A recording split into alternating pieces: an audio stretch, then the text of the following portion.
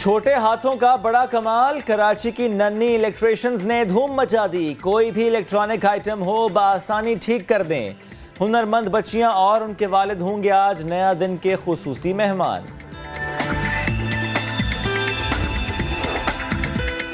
सौ मिलियन किताबें एक क्लिक की दूरी पर, महकमा सकाफत सिंध का अहसन इक़दाम। मुताले के शौकीन अफराद के लिए डिजिटल लाइब्रेरी बना दी गई।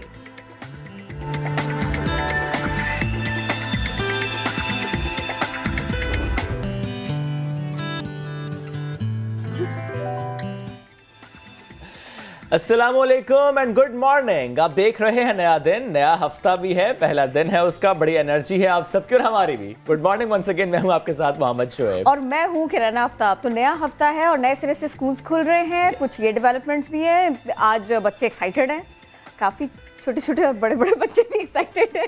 बड़े बच्चे भी एक्साइटेड तो हैं, लेकिन कुछ बड़े बच्चे एक्साइटेड नहीं हैं क्योंकि बड़े बच्चे ओके लेकिन कुछ बड़े बच्चों के जो छोटे बच्चे हैं वो स्कूल आज नहीं गए। किरण के कुछ स्कूल्स ने कहा है कि हम अभी रिस्क नहीं ले सकते। दैट इज द रीजन कुछ बच्चे स्कूल आज नहीं जा रहे। बहरहाल तैयारियां पूरी थी, तैयारियां पूरी हैं, बैग्स खरीदे जा चुके थे, शॉपिंग कर ली गई थी, प्लान्स हैं, कोई बात नहीं है, थोड़ा आगे चलकर हो जाएंगे। तो जनाब, टॉप स्टोरी से आपको अंदाजा हो गया होगा कि आज काफ़ी इंटरेस्टिंग है आपको बताने के लिए। तो एक इंटरेस्टिंग खबर सबसे पहले मैं आपके सामने रखती हूँ मेक्सिको से, जहाँ सफाई हो रही थी और ये बड़ा चूहा मिला। इससे बड़ा कर ले किरण, बहुत बड़ा चूहा मिला। देखो देखो क्या निकला, मोटा ताजा तगड़ा चूहा। वैसे ताजा नहीं था, पुराना ताजा बिल्कुल नहीं है और फ्लफी भी नहीं है। ये बहुत हार्ड किस्म का चूहा है। म्युनिसिपैलिटी इदारे के वर्कर्स उस वक्त बड़े हैरान हुए जब उन्होंने एक बड़े नाले की सफाई की और 22 टन कचरा तो निकाला, लेकिन जब देखा कि उस 22 टन कचरे के नीचे एक इंसानी साइज का चूहा बरामद हुआ। वर्कर जब उसके करीब पहुंचे, यस बहुत बड़ा था, तो उन्हें अंदाजा हुआ कि ये चूहा असली नहीं है जनाब, बल्कि इंसानी कद के बराबर चूहे का एक मुजस्समा है। अब ये मुजस्समा किसने वहां पर दबाया, क्यों दबाया, इस पर सवाल उठने लगे हैं। कराची में नहीं कि हम कहते कि ये बहकर आया है या तो किसी ने लाके डाला हुआ नहीं, हम है। तो काट के चेक करते अंदर क्या है। वहां पे वैसे कोई पहुंचा नहीं सकता कि नाले चौक करने थे। यस, वहां पे ये मामला होते नहीं है। ये फिर भी उतने दिलचस्प तबसरे नहीं है जितने इस खबर के ऊपर बहरहाल हो रहे हैं। चलिए बड़े चूहे की कहानी से हम चुनने मुन्ने से रूबिक क्यूब की बात कर लेते हैं, जो वैसे नॉर्मली इतना होता है, लेकिन जिसकी मैं बात करूं 9.9 मिलीमीटर है जनाब। जापानीज कंपनी, बहुत छोटा ये है। जापानीज कंपनी ने ये सबसे छोटा रूबिक क्यूब बनाया और इसके साथ आप कहते हैं खेला जा सकता है। ऐसा नहीं है कि आपने सिर्फ एज अ शो पीस इसको रखना है। अगर हम इसकी एक सरफेस की बात करें, एक साइड की बात करें, जैसे मैंने बताया कि 9.9 मिलीमीटर और इसका वेट है जनाब सिर्फ और सिर्फ 2 ग्राम्स। छोटा सा मुन्ना सा रूबिक क्यूब है और कीमत कम नहीं है। कितनी है? $1,880 और ऑर्डर भी वसूल हो रहे हैं। होने चाहिए, वैसे है दिलचस्प, लेकिन फौरन नहीं मिलेगा। कितने इंतजार इस साल के आखिर में मिलेगा। अभी 2-3 महीने बाद आपको, अगर आप ऑर्डर करते हैं अभी तो आपको महंगा है। वैसे आप सही कह रहे हैं, बहुत महंगा है। चुन्ना सा है और इतना महंगा है, क्यों भाई? तोहफे में कोई दे तो जरूर रख लीजिएगा। चलिए, ये भी अच्छा आइडिया है। अच्छा देखिए, हम वो लोग हैं, हम वो कौम है कि जिनके पास तोहफे में कांटे आते हैं पड़ोस से। तो हम पड़ोस की बात कर लेते हैं, क्योंकि अपने दामन के दाग वो यूं करके छुपाने की कोशिश करते हैं, कभी मीडिया के शोर के तहत और कभी मूवीज़ के तहत और कभी स्टेटमेंट्स के तहत, कभी कुचल कर अपने आसपास के लोगों को। लेकिन एक खबर ऐसी आई कि जिसने दुनिया भर में आग लगाई। रवैया ये है कि पाकिस्तान में मनी लॉन्ड्रिंग हो रही है, पाकिस्तान में ये पैसा दहशतगर्दी के लिए इस्तेमाल हो रहा है, पड़ोसी मुल्क महफूज नहीं, ये सारा का सारा हिंदुस्तान का प्रोपेगेंडा है। लेकिन उनके अपने यहाँ क्या है, निरा गोरखधंधा। एग्जैक्टली किरण, जो फेंसन पेपर्स लीक्स हैं आज हम उसकी बात कर रहे हैं और उसमें इंकशाफ हुआ है $1 अरब 53 करोड़ ये इन्वॉल्व है जनाब, कि कहते हैं कि मनी लॉन्ड्रिंग की गई है। और इसके हवाले से ये भी कहा जा रहा है कि पाकिस्तान में टेरर फाइनेंसिंग इंडिया की तरफ से करने की ये कोशिश की गई है। फेंसन फाइल्स लीक में इंकशाफ हुआ है कि 44 भारतीय बैंक्स हैं जिन्होंने अरबों रुपए इधर से उधर किए हैं। और ये पैसा कहाँ गया, किसने इस्तेमाल किया, पाकिस्तान में दहशतगर्दी के लिए सहूलतकारों को ये पैसा कैसे मिलता रहा। 2011 if I am not wrong, क्योंकि ये इसके आसपास के कुछ साल हैं जिसके दौरान की ये फिगर्स हैं। तो इस दौरान जितनी भी कार्रवाइयाँ पाकिस्तान में हुई हैं, ताने बाने कहाँ से मिलते हैं हम तो पहले ही कहते आए, लेकिन इस फेंसन लीक से ये बात सामने आ चुकी है। एक रिपोर्ट आपको दिखाते हैं, फिर तज्जिया शामिल करेंगे। तो इतनी सारी खबरें आ गई, इतना कुछ होता रहा और सरकार सोती रही। मोदी आए मोदी जाए, लेकिन ये सब कुछ तो चल रहा है। तो इस सब ने क्योंकि मीडिया में खासी आग लगाई, उनके अपने लोग इसको बहुत डिस्कस करते रहे और उसको दबाने की भी कोशिश की जाती रही। हमने सोचा कि क्यों ना न सिर्फ ये कि इस मामले पर, बल्कि जो भारत का रवैया पाकिस्तान के साथ है, जो पूरे खित्ते में है, हम उस सब के ऊपर बात कर लेते हैं। इल्ज़ाम हम पर लगाएं और मामलात खुद ऐसे चलाएं, कारपेट बिछाकर उसको छुपाएं भी, ये कैसे हो रहा है? इसी सब के ऊपर बात करेंगे हम। तज्जियाकार हारिस नवाज साहब हमको ज्वाइन कर रहे हैं। गुड मॉर्निंग सर, कैसे हैं आप? Thank you very much, I am fine. Yes sir, please बताइए, ये दूसरों पर इल्ज़ाम लगाते हैं और ख़ुद इनके यहाँ क्या हो रहा है? खुद इनके यहाँ कलदम तंजीमें हैं और टेरर फाइनेंसिंग है और टेररिज्म को इस तरह से प्रमोट किया जा रहा है। जब इनके हिस्से में ये सब कुछ आए तो जायज़ हो जाता है, और दूसरी तरफ ये इंतज़ार भी नहीं करते कि बात पहले साबित तो हो, ये उससे पहले ही शोर कर देते हैं। तो अपने यहाँ इतना अंधेरा क्यों? देखें, ये इंडिया एक बहुत बड़ा टेररिस्ट मुल्क है। नरेंद्र मोदी ने इंडिया की शनाख्त तबाह करके रख दी है। आप ये देखें, 44 banks, 1.53 billion dollars money laundering, और वो पैसा सिक्किम, केरला, उसके बाद जो पाकिस्तान में आपने जब स्टॉक एक्सचेंज जो हुआ था, हमने ईमेल पकड़ी, सारा पैसा दुबई से आया, that is part of it. उसके बाद गुलबचन यादेव जो आया, वो पैसा उसको ये भेज रहे थे। तहरीक तालिबान पाकिस्तान को ये फंडिंग करते, उनके स्पोक पर्सन ने खुद कहा कि इंडिया हमें पैसा भी देता है, वेपन भी देता है, टारगेट भी देता है और हमारे से एक ऑपरेशन करवाता है। तो आई थिंक इस पे तो कोई डाउट नहीं है, लेकिन इनका मुंह काला हो रहा है। और सबसे बड़ी बात है कि पाकिस्तान को आइसोलेट करते करते अब ये दुनिया में खुद आइसोलेट हो रही है, और ये बड़े हैरानी की बात है। आई थिंक इसके ऊपर हमें what we should do it कि इंडिया ने हमें पाकिस्तान को बड़ी कोशिश की ब्लैक लिस्ट में डालने की, ग्रे लिस्ट में डलवा दिया, और हमें पूरी कोशिश कर रहे हैं व्हाइट लिस्ट में आ जाए। नाउ इज द टाइम कि पाकिस्तान पूरा एक डोजर तैयार करे। ओके, ये यानी सर ये काम पाकिस्तान को करना है, यानी अगर ये भी हमने करना है कि सारा कुछ सामने आ गया, डॉक्यूमेंट से सामने आ गए, यानी अमेरिका को भी मालूम है, महकमा ख़जाना की ज़ाहिर है ये रिपोर्ट है एक तरह से, और at the same time FATF को किसी डोजियर का इंतजार क्यों करना पड़ता है? FATF को तो खुद कार्रवाई करनी चाहिए, FATF को तो खुद देखना चाहिए इस मामले को। देखें, बात यह है कि आपको पता है कि बड़े मुल्कों के इंडिया में इंटरेस्ट हैं। ओके, अमेरिका इंडिया को अपनी प्रॉक्सी और इस्तेमाल करता है चाइना के खिलाफ, सीपे के खिलाफ, पाकिस्तान के खिलाफ और फिर साउथ चाइना सी में। ये वजूहत हैं जिसकी वजह से पाकिस्तान को शोर मचाना चाहिए। जो FATF है वहाँ पर बताएं कि जी ये इंडिया कर रहा है, हमारे मुल्क में डिस्टेबलाइजेशन कर रहा है, टेररिज्म कर रहा है, दहशतगर्दी पाकिस्तान में हो रही है, हमारे इतने लोग शहीद हो रहे हैं। इसलिए कोई तो उसको नकेल डालने के लिए जब आप शोर मचाएंगे, ह्यूमन राइट्स ऑर्गेनाइजेशन बाकी तो बोलते नहीं है। अभी 11 हिंदू मान के किसी वहाँ के जो इंटरनेशनल बिल्कुल तहकीकात ही नहीं हुई सर उसकी अभी तक। ये मामले पर हमने आज बात करनी आगे चलकर सर। लेकिन मुझे बताएं कि एक तो ये मामला है कि FATF इसका नोटिस है, चलिए पाकिस्तान भी इसकी कोशिश करे और ममालिक भी कोशिश करें, स्पेशली खत्ते के ममालिक कोशिश करें। लेकिन सर एक मामला और भी है, और वो है कि हमें मुख्तलिफ फोरम्स पर जाकर ये बावर कराने की ज़रूरत है और ज़्यादा से ज़्यादा इस पर बात करने की ज़रूरत है। ऑलरेडी हम करते हैं बट ज़्यादा करनी चाहिए कि जो रियासती दहशतगर्दी वाला एलिमेंट है या इंडियन सिक्योरिटी इस्टेब्लिशमेंट की जानिब जो इलाकाई दहशतगर्दी है, इसका नोटिस अगर अब आलमी इदारे नहीं लेंगे तो फिर जिस तरह शाह महमूद कुरैशी साहब कहते हैं कि आलमी इदारे अपना काम सही तरीके से नहीं करें, फिर उनकी बात दुरुस्त साबित हो जाएगी कि अगर इन सब्सटैंशियल एविडेंस के बाद भी काम नहीं होता तो फिर कब होगा? देखिए, यही तो पाकिस्तान की प्रॉब्लम है। एक तो पाकिस्तान वो उस तरह अहमियत नहीं है जो इंडिया की है, लेकिन हमें अपनी पूरी कोशिश जरूर करनी चाहिए। हमें कोई रिग्रेट नहीं रहना चाहिए कि हमने पूरा अपनी तरफ से काम नहीं किया। हमारे फॉरेन ऑफिस को चाहिए कि इनकी पूरी दुनिया में एम्बेसीज हैं, सही वहाँ पर अपने लोगों को, दुनिया को बताएं, वहाँ पर उन ममालिक से बात करें। इस्लामाबाद में जो अभी जितने भी ममालिक के सफारतकार हैं, हमें चाहिए फॉरेन ऑफिस को उनको इन्वाइट करें, मदऊ करें और वहाँ पर इंडिया की सारी डिटेल बताएं कि इंडिया कैसे स्टेट टेररिज्म कर रहा है, कैसे मनी लॉन्ड्रिंग कर रहा है, कैसे लैंड ऑफ कंट्रोल पे फायर कर रहा है, कैसे वो हमें थ्रेट कर रहा है। हमारे अफगान इंटेलिजेंस के साथ मिलके जो अफगानिस्तान से बलोचिस्तान में टेररिज्म कर रहा है। जब तक हम दुनिया को बताएंगे नहीं, हमारे उर्दू प्रोग्राम बहुत कम लोग देखते हैं, तो द रिक्वायरमेंट इसके ये लोगों को बताया जाए ताकि अपनी दुनिया को बता सकें। ये तो आप बिल्कुल दुरुस्त कह रहे हैं सर, ये होना चाहिए। लेकिन अब इस सब के बाद में कि देखिए, सोते हुए शख्स को जगा सकते हैं आप, जो सोता बना हुआ उसको नहीं जगा सकते।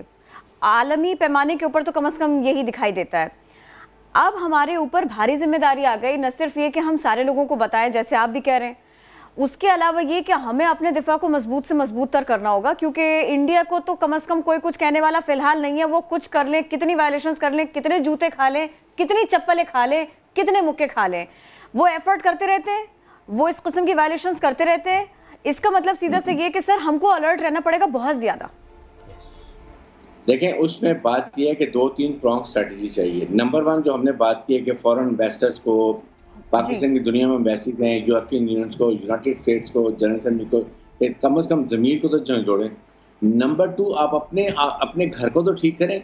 आपका एक लीडर इंग्लैंड में बैठ के पूरी फौज के खिलाफ बात करता रहे, जो दुश्मन का नैरेटिव है उसको लेके चलता रहे कि फौज और अवाम को दूर कर दो, फौज को कमजोर कर दो, पाकिस्तान में खुदा न खास्ता छोटे से कर दो।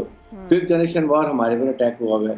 सोशल मीडिया, अपने मीडिया के ऊपर लोगों को अवेयरनेस चाहिए, because we have to defeat enemy narrative, और उसके लिए हम सबको मिल के as a nation fight it out. कभी भी लड़ाई जो होती है वो आप अकेली फौज नहीं लड़ती, इट हैज़ टू बी पूरी कौम लड़ाई करती है।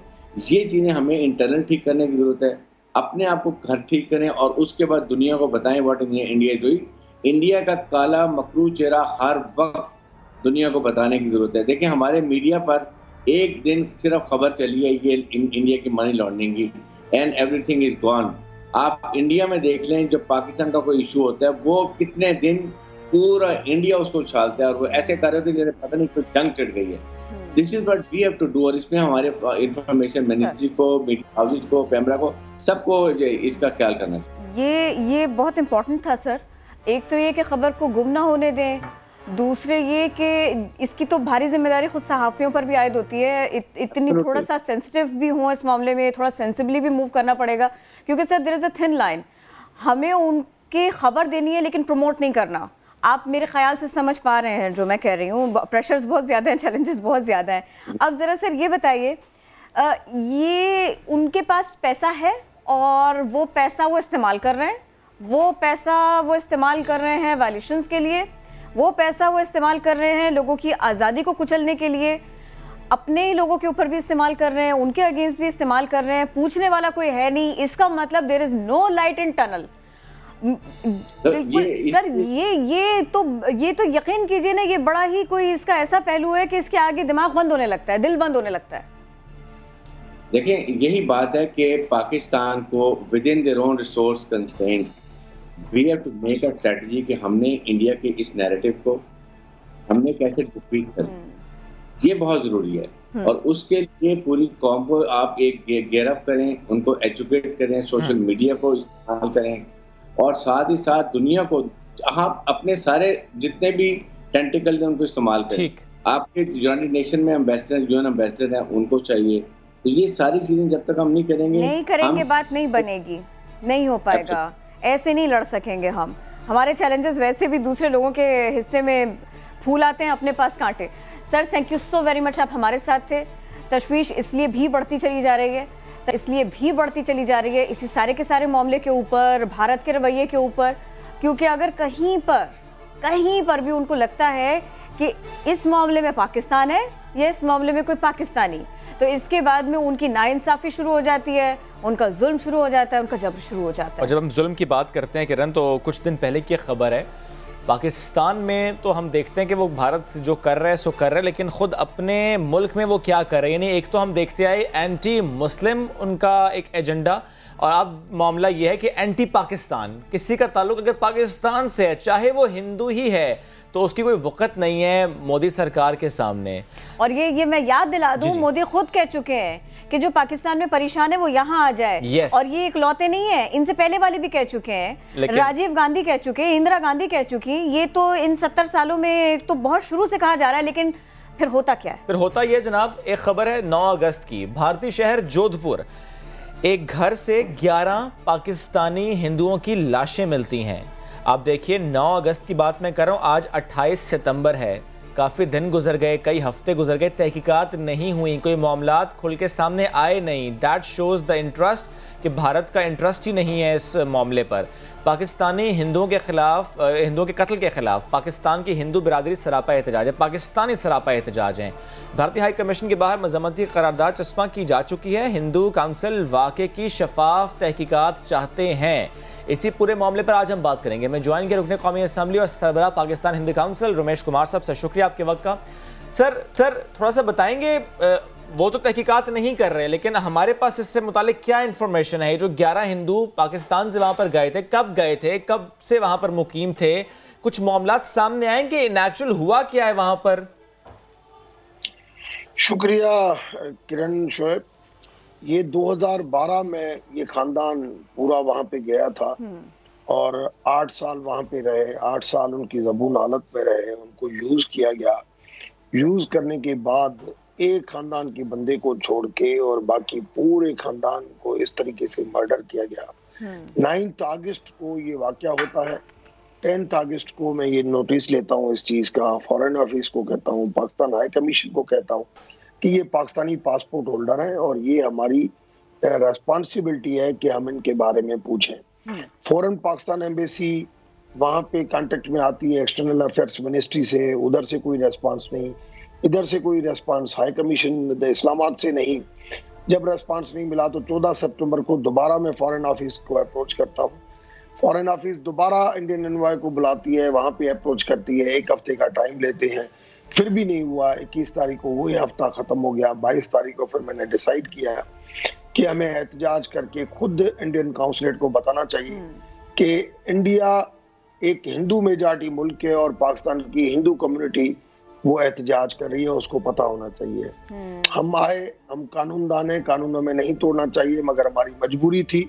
हमारा एहतजाज कोई पाकिस्तान के खिलाफ नहीं था, हमारा एहतजाज कोई इंडिया के खिलाफ नहीं, मगर इंडिया की गवर्नमेंट के खिलाफ था, उनकी पॉलिसियों के खिलाफ था कि ये जो आप कर रहे हैं, चाहे कश्मीर में, चाहे आप कश्मीर में कर रहे हैं और चाहे आप इन 11 लोगों के खून को जिस तरीके से दबा रहे हैं, लोगों को जासूसी के तौर पर यूज करना चाहते हैं।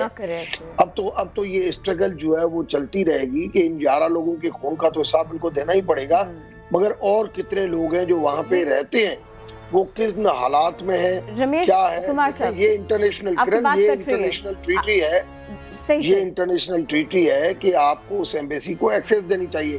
अगर आप एक्सेस उसको दें, आप FIR कॉपी शेयर करें, आप उनके साथ प्राइमरी इन्वेस्टिगेशन शेयर करें, हमें खानदान के लोगों से हमारी एम्बेसी को मिलने दें। यही पूछना चाह रही हूँ मैं यही पूछना चाह रही हूँ रमेश साहब। ये आपने तो एहतजाज भी कर दिया, आपने तो उनको याद भी दिला दिया कि भाई तरीका ये होता है, ऐसे कर लो। तो ये बताएं मुझे, रिस्पांस क्या मिला फिर आपको? देखिए, ये ढीठ लोग हैं, मगर स्ट्रगल चलनी चाहिए। स्ट्रगल्स जो है ना, 1940 में कब पाकिस्तान की आजादी की स्ट्रगल चली, 7 साल कंटिन्यू स्ट्रगल चली, तब पाकिस्तान आजाद हुआ। ये जो बेरहमी वहां पे हो रही है, उसके लिए स्ट्रगल कंटिन्यू होनी चाहिए। मैंने अपनी लीगल टीम से मशवरा शुरू कर दिया है और मैं कल सुप्रीम कोर्ट बार के सदर से भी मिला हूं और उन्होंने कहा है कि मेरी हमदर्दियां आपके साथ हैं। मैं लीगल टीम से मशवरा करके हम आगे बढ़ेंगे और उन्होंने भी मुझे तावन का यकीन दिलाया है।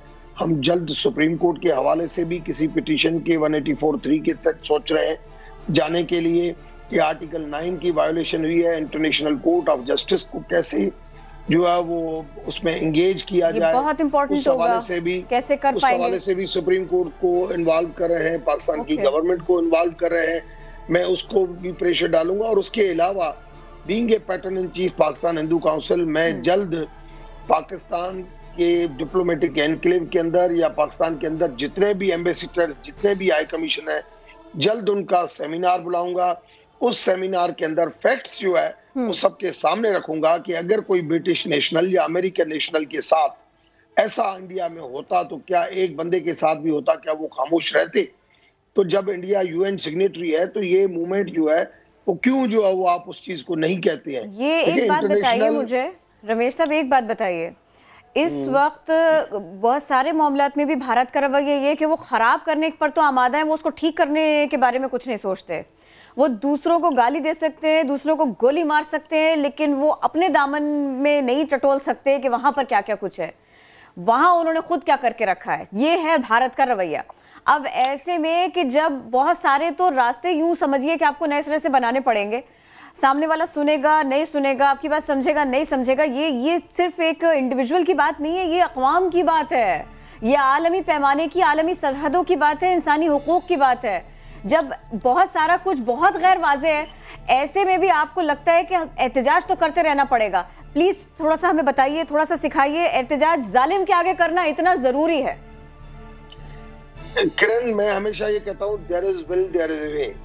22 तारीख को जब मैं प्रेस कॉन्फ्रेंस 3:30 बजे करता हूँ, 6 घंटे का नोटिस देता हूँ, आपने देखा कि ये पूरा कॉन्स्टिट्यूशन एवेन्यू पब्लिक की पब्लिक हो गई और वॉलंटरली हजारों के हिसाब से लोग पहुंच गए। सही। मैं समझता हूँ जब नियत आदमी की साफ होती है तो खुदा भी ब्लेसिंग जो है वो उसकी वहां पे होती है और वो मंजिल पा लेता है। मैं समझता हूँ ये एक इंडिया और पाकिस्तान के बीच में एक ऐसी टर्निंग पॉइंट होगी कि जो इंडिया के अंदर सारा दिन पाकिस्तान डैशिंग जो चलती है, कभी अफगानिस्तान के थ्रू काम करते हैं, कभी बलूचिस्तान के थ्रू काम करते हैं, कभी जो वहां पे लॉन्ग टर्म वीजा के ऊपर जो भी पाकिस्तानी लोग जाते हैं, किसी भी कम्युनिटी से हो, चाहे वो मुहाजिर कम्युनिटी से हो, चाहे वो हिंदू कम्युनिटी हो, उनको यूज करते हैं। दहशतगर्दी कैसे हमारे मुल्क में होती है, कैसे ये यहाँ पे ये पेनिट्रेट, उन लोगों के थ्रू ये जासूसी और ये जो चीजें हो रही है, इन चीजों का बंद आने वाला है। कोई ना कोई ऐसी ट्रेनिंग, ये 11 लोगों का जो खून है, ये आप समझ लें कि ये इनको हिसाब ही देना पड़ेगा।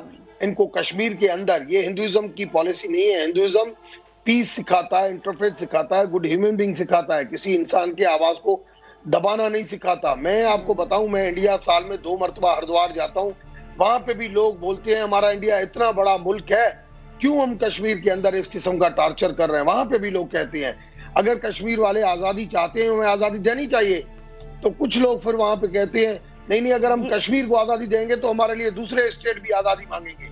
देखिए, हर बंदे को अपने तरीके से जीने का हक है और उसके भी तरीकेकार हैं। रेफरेंडम में ये है, आप कह रहे हैं आप हरिद्वार जाते हैं, हर साल जाते हैं, मुझे प्लीज ये आप बताएंगे, ये इन दिनों में, इस कुछ अरसे में जब से मोदी आए, वो लोग जो कहते हैं कि कश्मीर को आज़ादी चाहिए तो दे दो, जिसको आज़ादी चाहिए उसको आज़ादी मिलनी चाहिए, देनी चाहिए, जुल्म नहीं होना चाहिए, भारत को जुल्म नहीं करना चाहिए, उस हिंदुस्तानी का जीना इन हालात में कितना मुश्किल है, वो कितनी सफोकेशन फेस कर रहा है, क्योंकि ये तो बात करने वाले की जिंदगी अजाब कर देते हैं, वो ट्रोलिंग हो या फिर उसके घर के बाहर एहतजाज हो।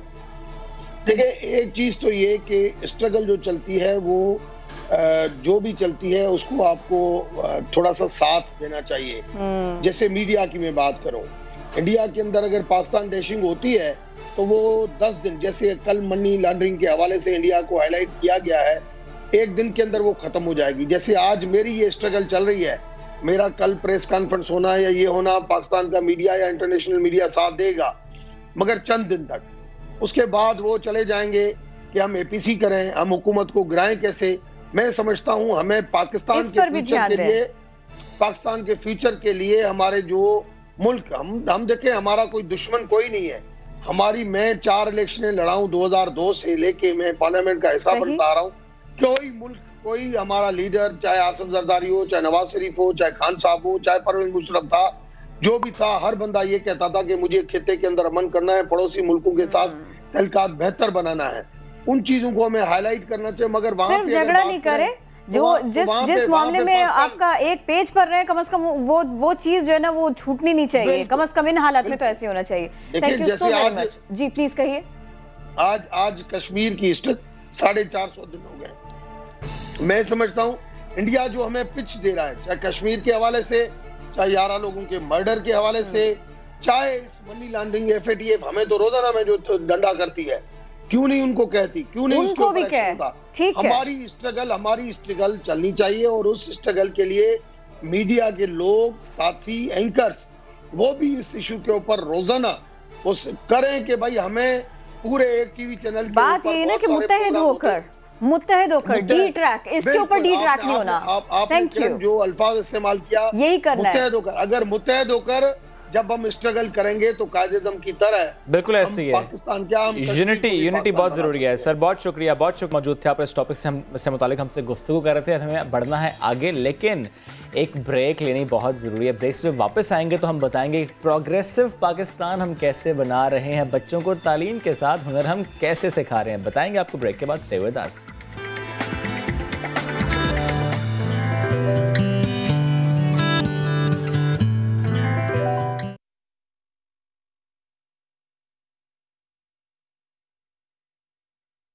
वेलकम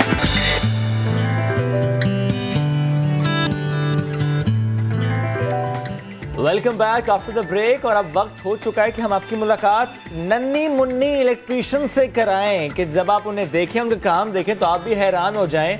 कराची का इलाका, ये सब हैरान है। इनका चर्चा है जनाब हर जगह। कस्बा कॉलोनी में ये रहती हैं जवेरिया और समिया। अपने वालिद की Sumaiya, sorry I stand corrected, Sumaiya मैंने बात की है। ठीक है किरण, वालिद की दुकान है इनकी। स्टेबलाइजर हो, टेप रिकॉर्डर हो और भी कोई आलात हो तो उनको ये ठीक कर लेती हैं यूं करके। यस और किरण, ना सिर्फ ये दो बच्चियां बल्कि जो उनकी बड़ी बहनें वो ऑलरेडी ये काम सीख चुकी हैं और अब इनका नंबर है, तब इनको सिखाया जा रहा है।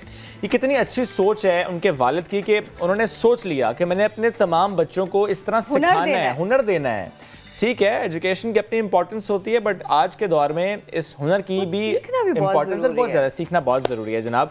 उनके वालिद हैं जमाल साहब, वो भी हमें ज्वाइन कर चुके हैं। जमाल साहब आपका शुक्रिया। छोटा सा बेटा साद, ये भी साथ मौजूद है। इनको हैप्पी भी कहते हैं। जवेरिया एंड सुमैया, कैसी हैं आप? है माइक में बोलिएगा। माइक में बात करेंगे ना, प्लीज ना पकड़े। कैसी हो? अम्मी जाग रही थी जब आई हो? हाँ ठीक हो? अच्छी बताओ, ये औजार क्या क्या होते हैं जो आप यूज करती हो कोई भी मशीन बनाने के लिए? काम कब से करना शुरू किया, थोड़ा सा बताओ ना। हाँ 4 साल से कर रही हो? आप तो 11 साल की हैं, यानी आप 7 साल की उम्र से सीखना शुरू हो गई थी। ओके। कभी ऐसा होता था काम करते करते भूल गई कि क्या करना था, कैसे उसको ठीक करना था, किसी भी चीज को? ऐसा हुआ कभी? भूल जाता था। अब बाबा को नहीं देखना, मुझे देख के बात करो, चलो। खबरदार उस तरफ देखा। भूल जाता था लेकिन फिर अब्बू को बोले तो फिर वो कर लेती। अच्छा, और ऐसा मुझे बताओ ना, कोई क्या चीज़ तुमने सबसे पहले ठीक की?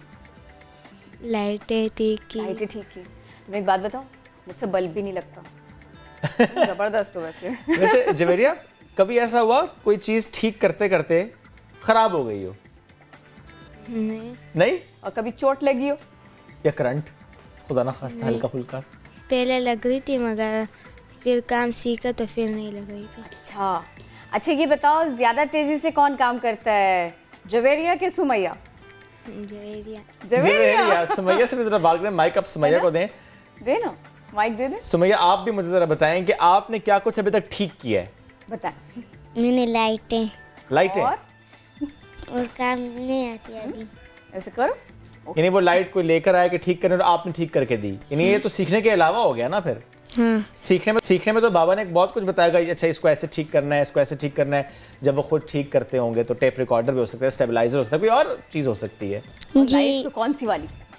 वो जो लाइट सही करती हूँ और काम समझ नहीं आते अपने बहन के साथ मदद करती हूँ। मदद भी करती हो। टूल्स होते हैं बहुत सारे, छोटे बड़े, ये थोड़े ड्राइवर्स होते हैं, प्लायर्स होते हैं, क्या क्या होता है थोड़ा बताओ ना। मैं तो खिलौने वाले देख कर आई थी और मैंने ये सोचा था कि मैंने कोई इस तरह की चीज़ लेकर आऊँगी ज़रूर, फिर मुझे मेरी टीम ने कहा जी नहीं। आप खिलौनों की बात कर रही हैं, वो असली उनके पास में ना सारे स्क्रू ड्राइवर्स और नट बोल्ट्स होते हैं और बहुत सारी चीज़ें होती हैं इस तरह की। तो वो अगर जैसे आपने कोई इमरजेंसी लाइट खोली या आपने कोई स्टेबलाइजर खोला तो उसके अंदर तार होते हैं बहुत सारे, सब समझ आ जाता है उसमें। ये नहीं होता कि तार भूल गए, कोई चीज़ रह गई, या अभी स्टेबलाइजर पे ज्यादा फोकस नहीं है, अभी थोड़ा काम कर रहे हैं, जैसे कि एनर्जी सेवर को ठीक करना है। ऐसे ये सुमैया एनर्जी सेवर को ठीक करती हैं? जी। एनर्जी सेवर वैसे ठीक कितनी देर में हो जाता है और कितने में ठीक हो जाता है? जब टांका टूटते तो जल्दी होते, जब लाइट खराब होते पूरा तो फिर थोड़ा देर लगती है उसमें। यानी कितनी देर, घंटा, 2 घंटे, कितनी देर आप ठीक कर लेती हैं? 1 घंटा। 1 घंटे में ठीक कर लेती हैं एक एनर्जी सेवर? कितने पैसे वैसे एक एनर्जी सेवर ठीक करने के लेते हैं? एक कभी जब टांका टूटे तो 30 रुपए, जब ज़्यादा काम होते तो 80 रुपए, 100 रुपए। चलिए मैं जमाल साहब से भी बात करना चाहूँगा। जमाल साहब, ये 2 बेटियाँ माशाल्लाह बड़ी प्यारी, अल्लाह इनका नसीब भी बहुत अच्छा करे। आपने तो बिल्कुल इनको बड़ी ताकत बनाया अपनी। लेकिन ये तो आपने सफ़र जो है इसका आगाज़ किया तब से जब अपने पहली बेटी को सिखाना शुरू किया, क्योंकि इससे बड़ी आपकी 4 बेटियाँ। थोड़ा सा बताएंगे मुझे, कब सोचा, कैसे सोचा कि अच्छा ये बेटियां हैं लेकिन मुझे इनको ये सिखाना है? वरना नॉर्मली हम डरते हैं कि अच्छा नहीं बेटियां, नहीं तुम मत सीखो, करंट ना लग जाए, तुम्हें चोट ना लग जाए, हम ज़्यादा उन्हें प्रोटेक्ट करते हैं। असल में ये सोच मेरी उस वक्त मजबूत हुई जब मेरी माइक सर ऊपर कीजिएगा। जब मेरी 4 बच्चियां हुई। ओके। तो लोग पूछते थे, बताते थे कि यार आपकी बच्चियां हैं, आपकी लड़कियां हैं, आपका तो कोई लड़का नहीं है, अब क्या होगा। वालदा भी और रिश्तेदार भी और घर में वाइफ भी मेरी ज़रा खफा रहती थी कि यार लड़का है नहीं कोई, लड़कियां हैं, अब क्या होगा। तो मैंने कहा आप फिक्र नहीं करो, मैं ऐसे करता हूँ कि मैं इन लड़कियों को लड़का बना दूँ। तो इसके लिए मुझे कोशिश करनी पड़ेगी, इनको बाहर लाना पड़ेगा। तो शुरू में जब मैं बच्चियों को अपने साथ, इसलिए कि मेरे पास तो यही हुनर है इलेक्ट्रॉनिक्स का और इलेक्ट्रिशियन का, यही हुनर मेरे पास है।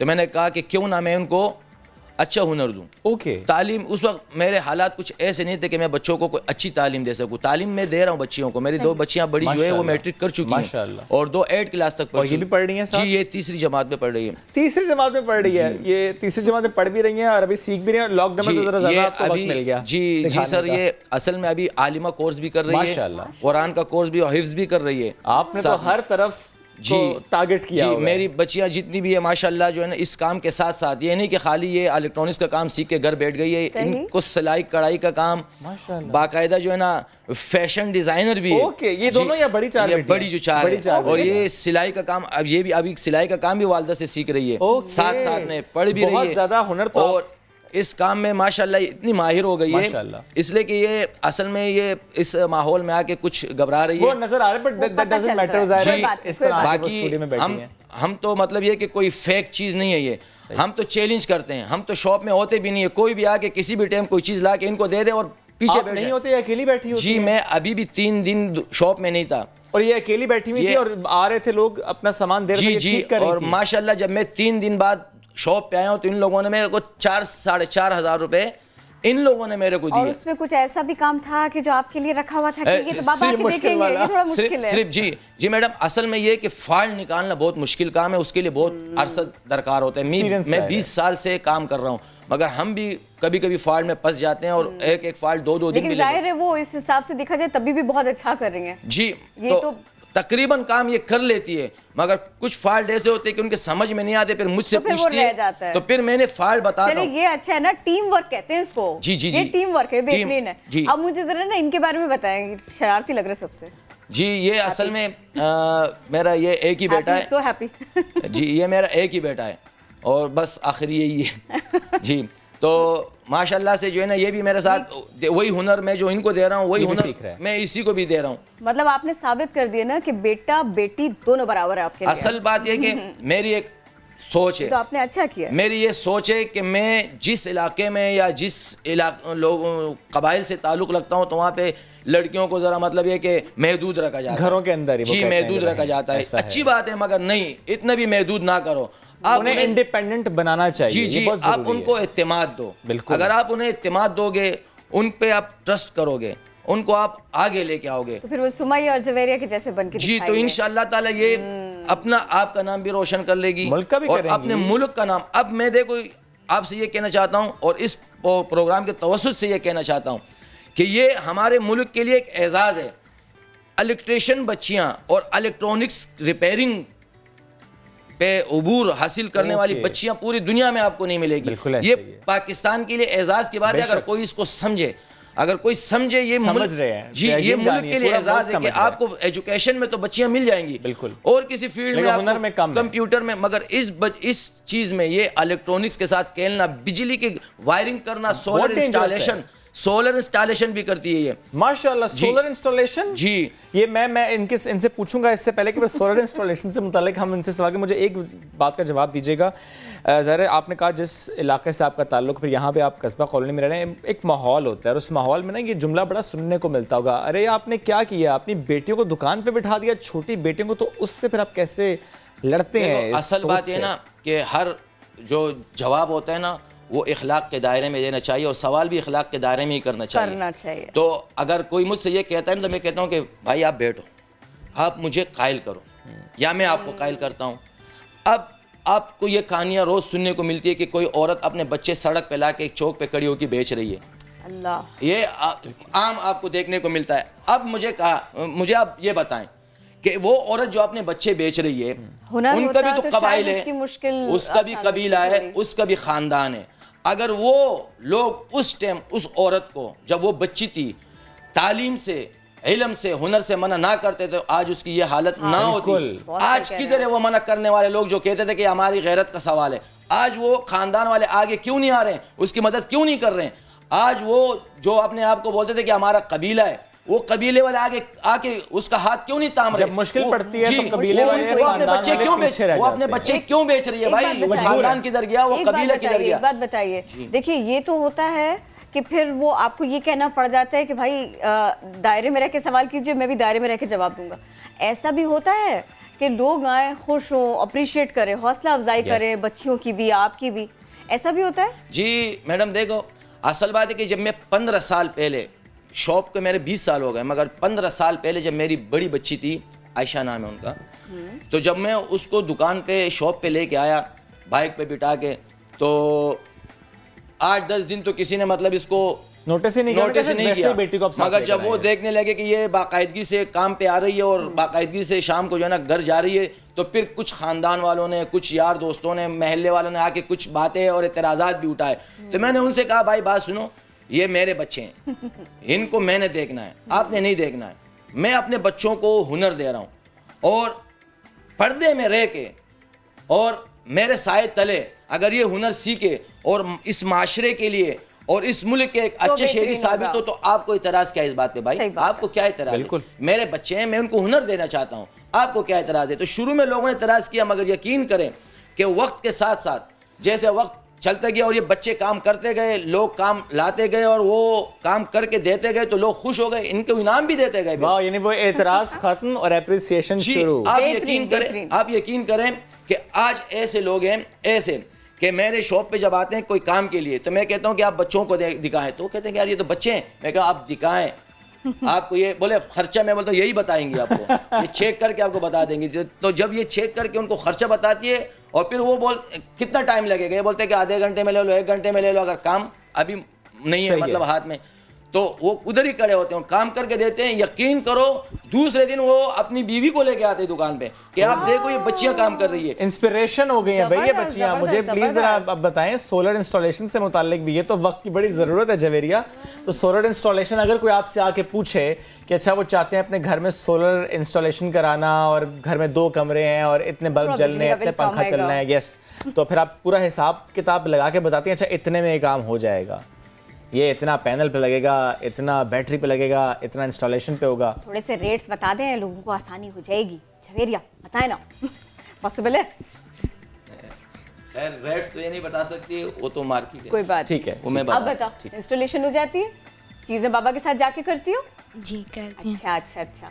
अभी एक बात बताओ, पढ़ भी रहे हैं, घर के काम भी आते हैं, सीख भी रहे हैं उसको, बाबा ने हुनर दे दिया, लोग इतना पसंद भी करते हैं, कुछ अभी सोचा है कि कुछ साल बाद, मैट्रिक के बाद, इंटर के बाद, ग्रेजुएशन के बाद में, वो 12वीं 14वीं जमातें पढ़ने के बाद में जाना किस तरफ है? क्या बनना चाहती हो? सब कुछ सीखना है अभी? मुझे बड़ी होके तो इलेक्ट्रॉनिक इंजीनियर बनना है। इलेक्ट्रॉनिक इंजीनियर, माशाल्लाह माशाल्लाह, जबरदस्त। और सुमैया को क्या शौक है? यही ऐसे इंजीनियर बनना है, इलेक्ट्रॉनिक इंजीनियर बनना है आगे जाके? क्या सोचा है? Electronic engineer. और यही वैसे ख्वाहिश आपकी बड़ी 4 बहनों की भी है, ऐसा ही है? हालांकि वो उन्होंने साथ सिलाई भी सीखी, फिर भी वो इंजीनियरिंग की तरफ जाना चाहिए। वो चारों अभी पढ़ रही हैं सर? पढ़ रही हैं अभी? नहीं सर, 2 की शादियां हो गई। अच्छा माशाल्लाह। 2 की अभी होने वाली। ओके। तो इनको आप बनाएंगे इलेक्ट्रॉनिक इंजीनियर? जी इंशाल्लाह, कोशिश तो है इंशाल्लाह। और ये कोशिश तो मैं कर रहा हूँ, अपनी तरफ से लगा हुआ। बिल्कुल। मुझे एक मैसेज देना था, प्लीज दीजिए, कि अपनी बच्चियों को अपनी कमजोरी मत बनाएं, अपनी बच्चियों को अपनी ताकत बनाएं, उनको आगे लेके आएं। हर में देखो डॉक्टर है आज हमारी और इंजीनियर है, किस्म किस्म की इंजीनियर आपको मिलेंगी, औरतें या लड़कियां। तो अपनी लड़कियों पे आप ट्रस्ट करें, उन पे भरोसा करें और उन्हें उनका मकाम दें, जो उनका मकाम है वो मकाम आप उनको दें। इंशाअल्लाह ताला ये आपके भरोसे को टेस्ट नहीं पहुंचाएगी। बिल्कुल, इक्वल अपॉर्चुनिटीज दें बच्चियों को और बच्चों को। सर बहुत शुक्रिया आपका, आपके पास बहुत शुक्रिया, बहुत अच्छा लगा आपसे मिलके। और ज़ाहिर है पूरे के पूरे अगर हम ख़ानदान की बात करें तो सब बच्चियों को, और अभी छोटा बेटा उनका, इन सबको ये हुनर सिखा रहे हैं, लेकिन एट द सेम टाइम उन्होंने तालीम को पीछे नहीं किया, तालीम जारी रखी, जितना पढ़ा सके उतना पढ़ा। और अभी इंशाल्लाह इनकी ख्वाहिश है और सर की कोशिश है कि इनको इलेक्ट्रॉनिक इंजीनियर बनाना, तो हमारी दुआएं हैं कि रास्ता इनका आसान हो, मंजिल इनकी करीब हो। बढ़ते हैं आगे किरण? आगे बढ़ना पड़ेगा, लेकिन मुझे लगता है कि हमें एक छोटा सा ब्रेक लेना चाहिए। चलिए ठीक है जी, एक ब्रेक लेते हैं और फिर आगे बढ़ेंगे।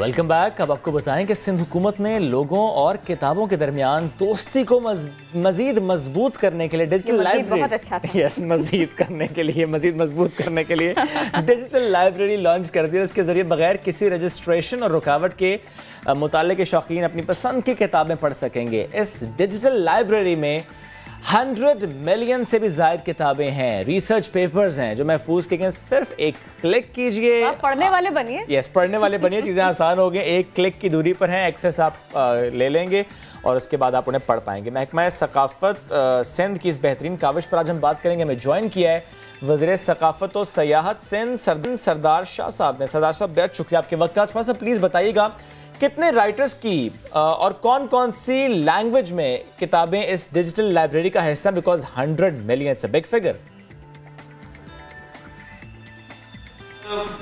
10 करोड़ किताबें हैं। अब आप समझें कि 100 मिलियन अगर बुक्स हों अपलोडेड, तो मुझे शायद मुस्तकीम का नाम तो याद नहीं है, मगर इतना है कि आपको लिटरेचर से लेके साइंस से लेके आर्कियोलॉजी से लेके जितने भी सब्जेक्ट हैं जो कॉमनली जो यूज हैं वो बुक्स वहाँ पे लाई गई हैं। जैसे सबसे बड़ा मैं आपको बताऊँ कि 5-6 करोड़ के करीब किताबें तो फकत ओपन साइंस जो लाइब्रेरी है उनकी बुक्स हैं। तो इसमें ये इनिशियली हमने ये किया है कि एक मॉल बनाया है, इट्स लाइक ई मॉल, जहाँ पे जितने भी दुनिया के पब्लिशर्स हैं उनको एक जगह पे इकट्ठा किया गया है और वहाँ पे उनको एक्सेस दिया गया है रीडर्स को और विजिटर्स को कि वहाँ तक फ्री ऑफ कास्ट जो है वो आप एक्सेस कर सकें। आपके जो स्मार्टफोन से लेके आपके लैपटॉप और कंप्यूटर तक कुछ वहाँ पे एक्सेस है।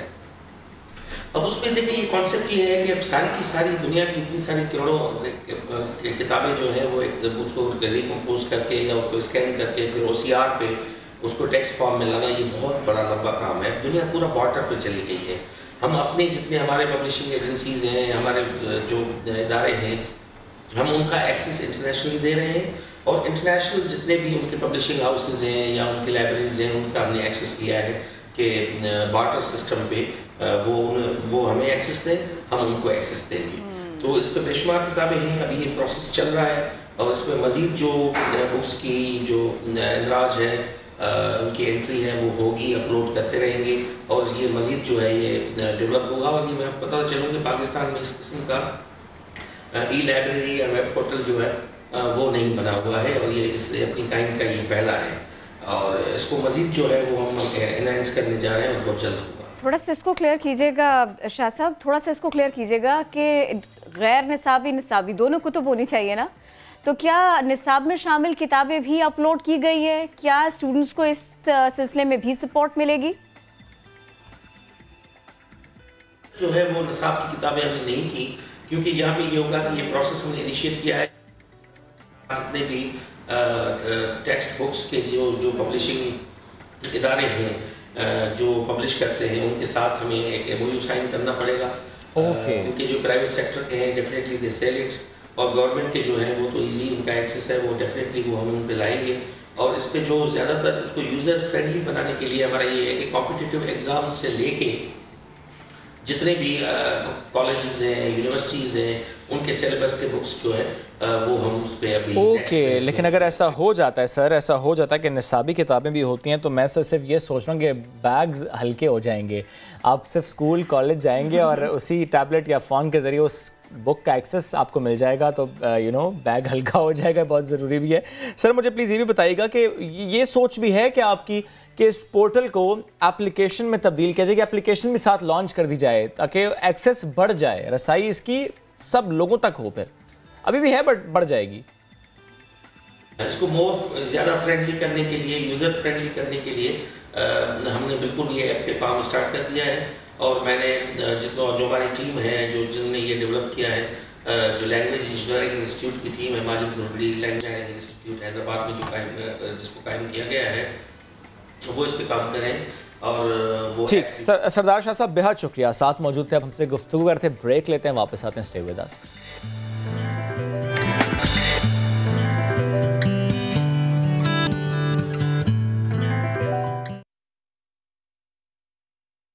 Welcome back. कोरोना वबा में लोग सिर्फ महंगे फेस मास्क नहीं बेच रहे, बल्कि अब एक कंपनी ने कोरोना हेलमेट भी पेश कर दिया है। क्या बात है जी, साइंस फिक्शन फिल्म जैसा माहौल आपको फील हो रहा होगा जब हमको विजुअल दिखाएंगे, क्योंकि खिलाई मुसाफिरों के मखसूस हेलमेट जैसा ये दिखाई देता है और कीमत भी खासी ज़्यादा है। खिलाई कीमत तो मैं ऐसे नहीं कहता, लेकिन लगता है कि खिलाई जो माहौल है ना उसमें जो चीज़ें दिखती हैं या दिमाग खला में पहुँच जाएगा, क्योंकि माहौल ऐसा ही आपको लगेगा कि आप खला में वाकई जा रहे हैं। $199 है, जो 23,000 पाकिस्तानी रुपए बनती है।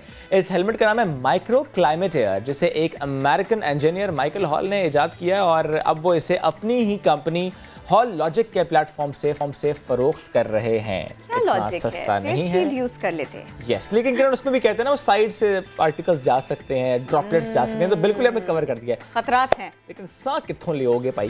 क्या सांस कहाँ से लेंगे जब बिल्कुल बंद रखेंगे उसको? पूछ के बताऊंगी। अभी मेरा राबता नहीं यहाँ पर लॉजिक हमारी तरह फेल हो रही है। फेल हो गई थोड़ी सी। तो भाई एक मामला ऐसा है जहाँ हमें फेल नहीं होना, वो है SOPs पर अमल दरामद।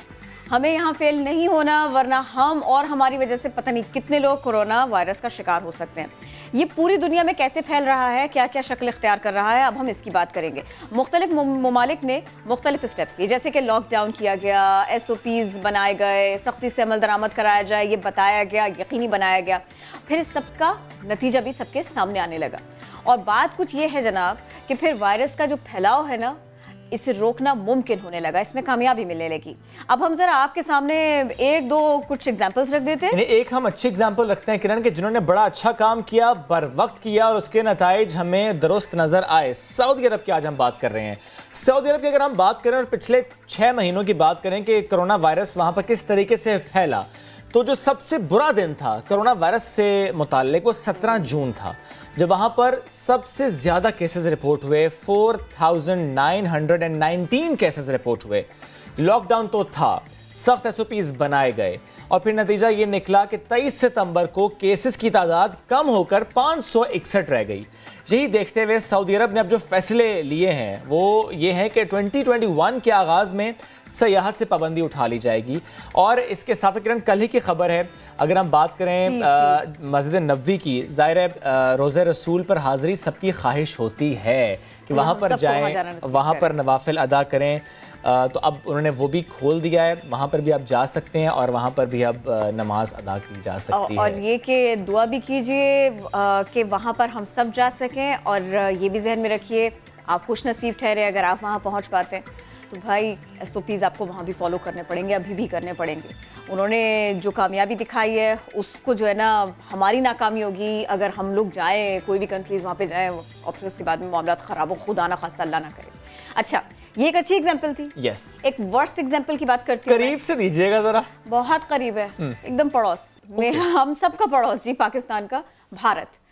वहां पर लॉकडाउन की इतनी जल्दी थी कि हिजरतें शुरू हो गई, लोगों को एक गिलास पानी ना मिले, खाना ना मिले, चलते चलते मर गए।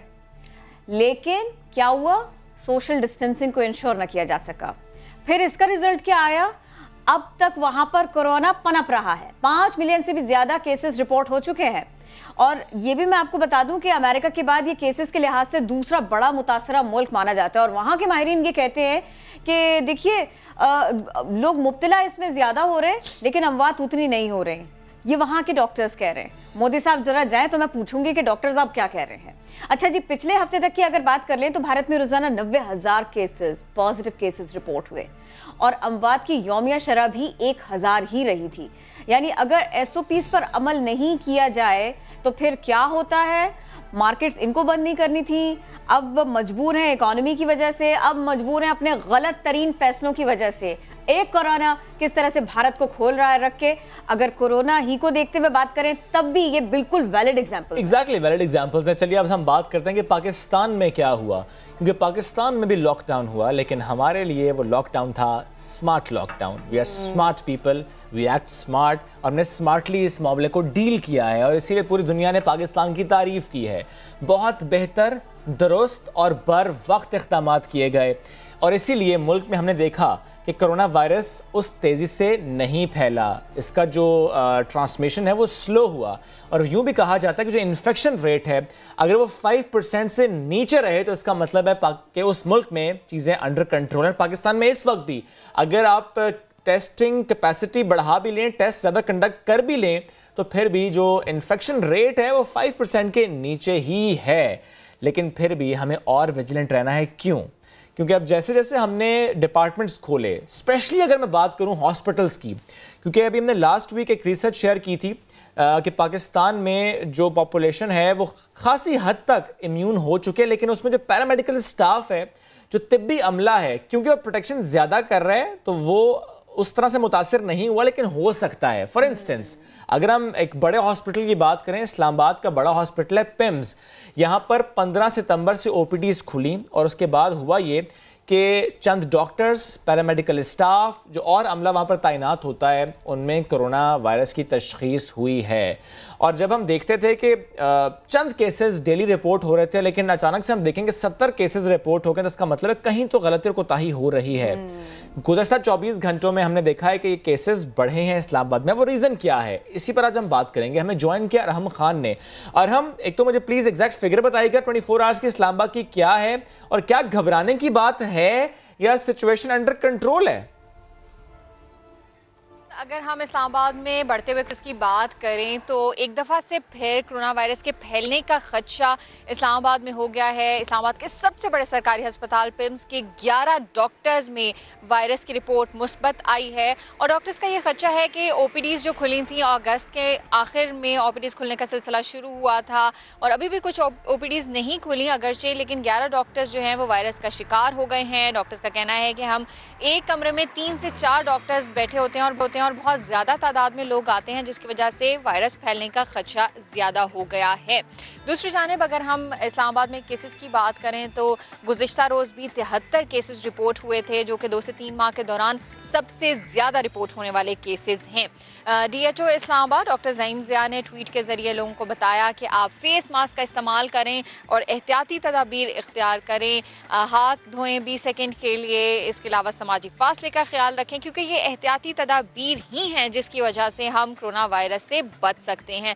वरना अगर हम हॉस्पिटल्स की बात करें तो इस वक्त पिम्स में तकरीबन 9 पेशेंट्स ज़ेर इलाज हैं, जिसमें से एक मरीज़ की हालत तशवीशनाक है। पहले 10 मरीज़ थे लेकिन एक की डेथ हो गई, उसके बाद अब 9 मरीज़ ज़ेर इलाज हैं और बाकी भी लोग जब जाते हैं वहाँ पर तो वायरस लगने का खदशा होता है। इसलिए कोशिश ये करें, जिम्मेदारी का मुजाहरा करें और एहतियाती तदाबीर जो हुकूमत ने बताई हैं आपको उनको इख्तियार करें ताकि वायरस जो है वो ना फैल सके, क्योंकि माहिरीन के मुताबिक अभी कोरोना वायरस की दूसरी लहर पाकिस्तान में आना बाकी है और मुमकिना तौर पर ये दूसरी लहर की शुरुआत हो सकती है, इसलिए एहतियात लाजिम है। एहतियात तो लाजमी है। हम बहुत शुक्रिया, साथ मौजूद थी आप। अच्छा, हमें इस टॉपिक पर बात तो करनी थी डॉक्टर अंसर मकसूद साहब से, डायरेक्टर पिम्स हैं, लेकिन he is in the meeting और कल मेरी उनसे फ़ोन पर बात हुई तो कुछ पॉइंटर्स जो मैं शेयर कर लेता हूँ आपसे। उन्होंने कहा कि घबराने की बात नहीं है।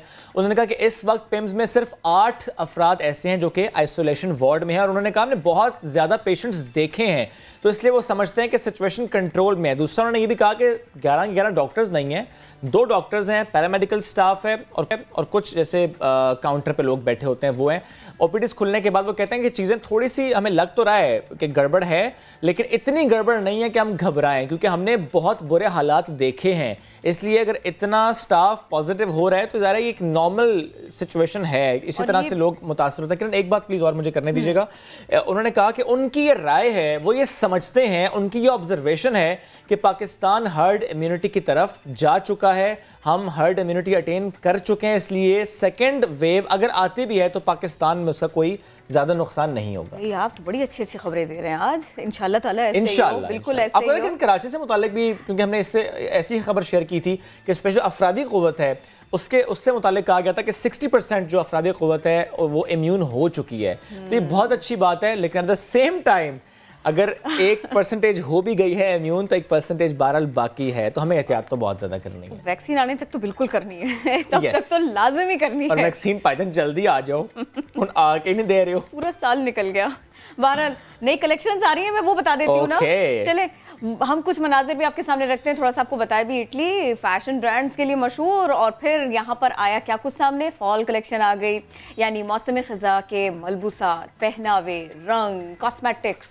और जब आप ये सोच ही रहे हैं कि मैं इतना कुछ बता रही हूँ लेकिन सिर्फ जीन्स दिखा रही हूँ, तो मैं आपको बता दूं कि ये है मेरे और आपके जज्बात को बयान करने वाली जीन्स। गमज़दा जीन्स नाम तो नहीं है जी, इसका नाम है जी गमज़दा जीन्स। बहुत गमज़दा है, वेरी वेरी गमज़दा।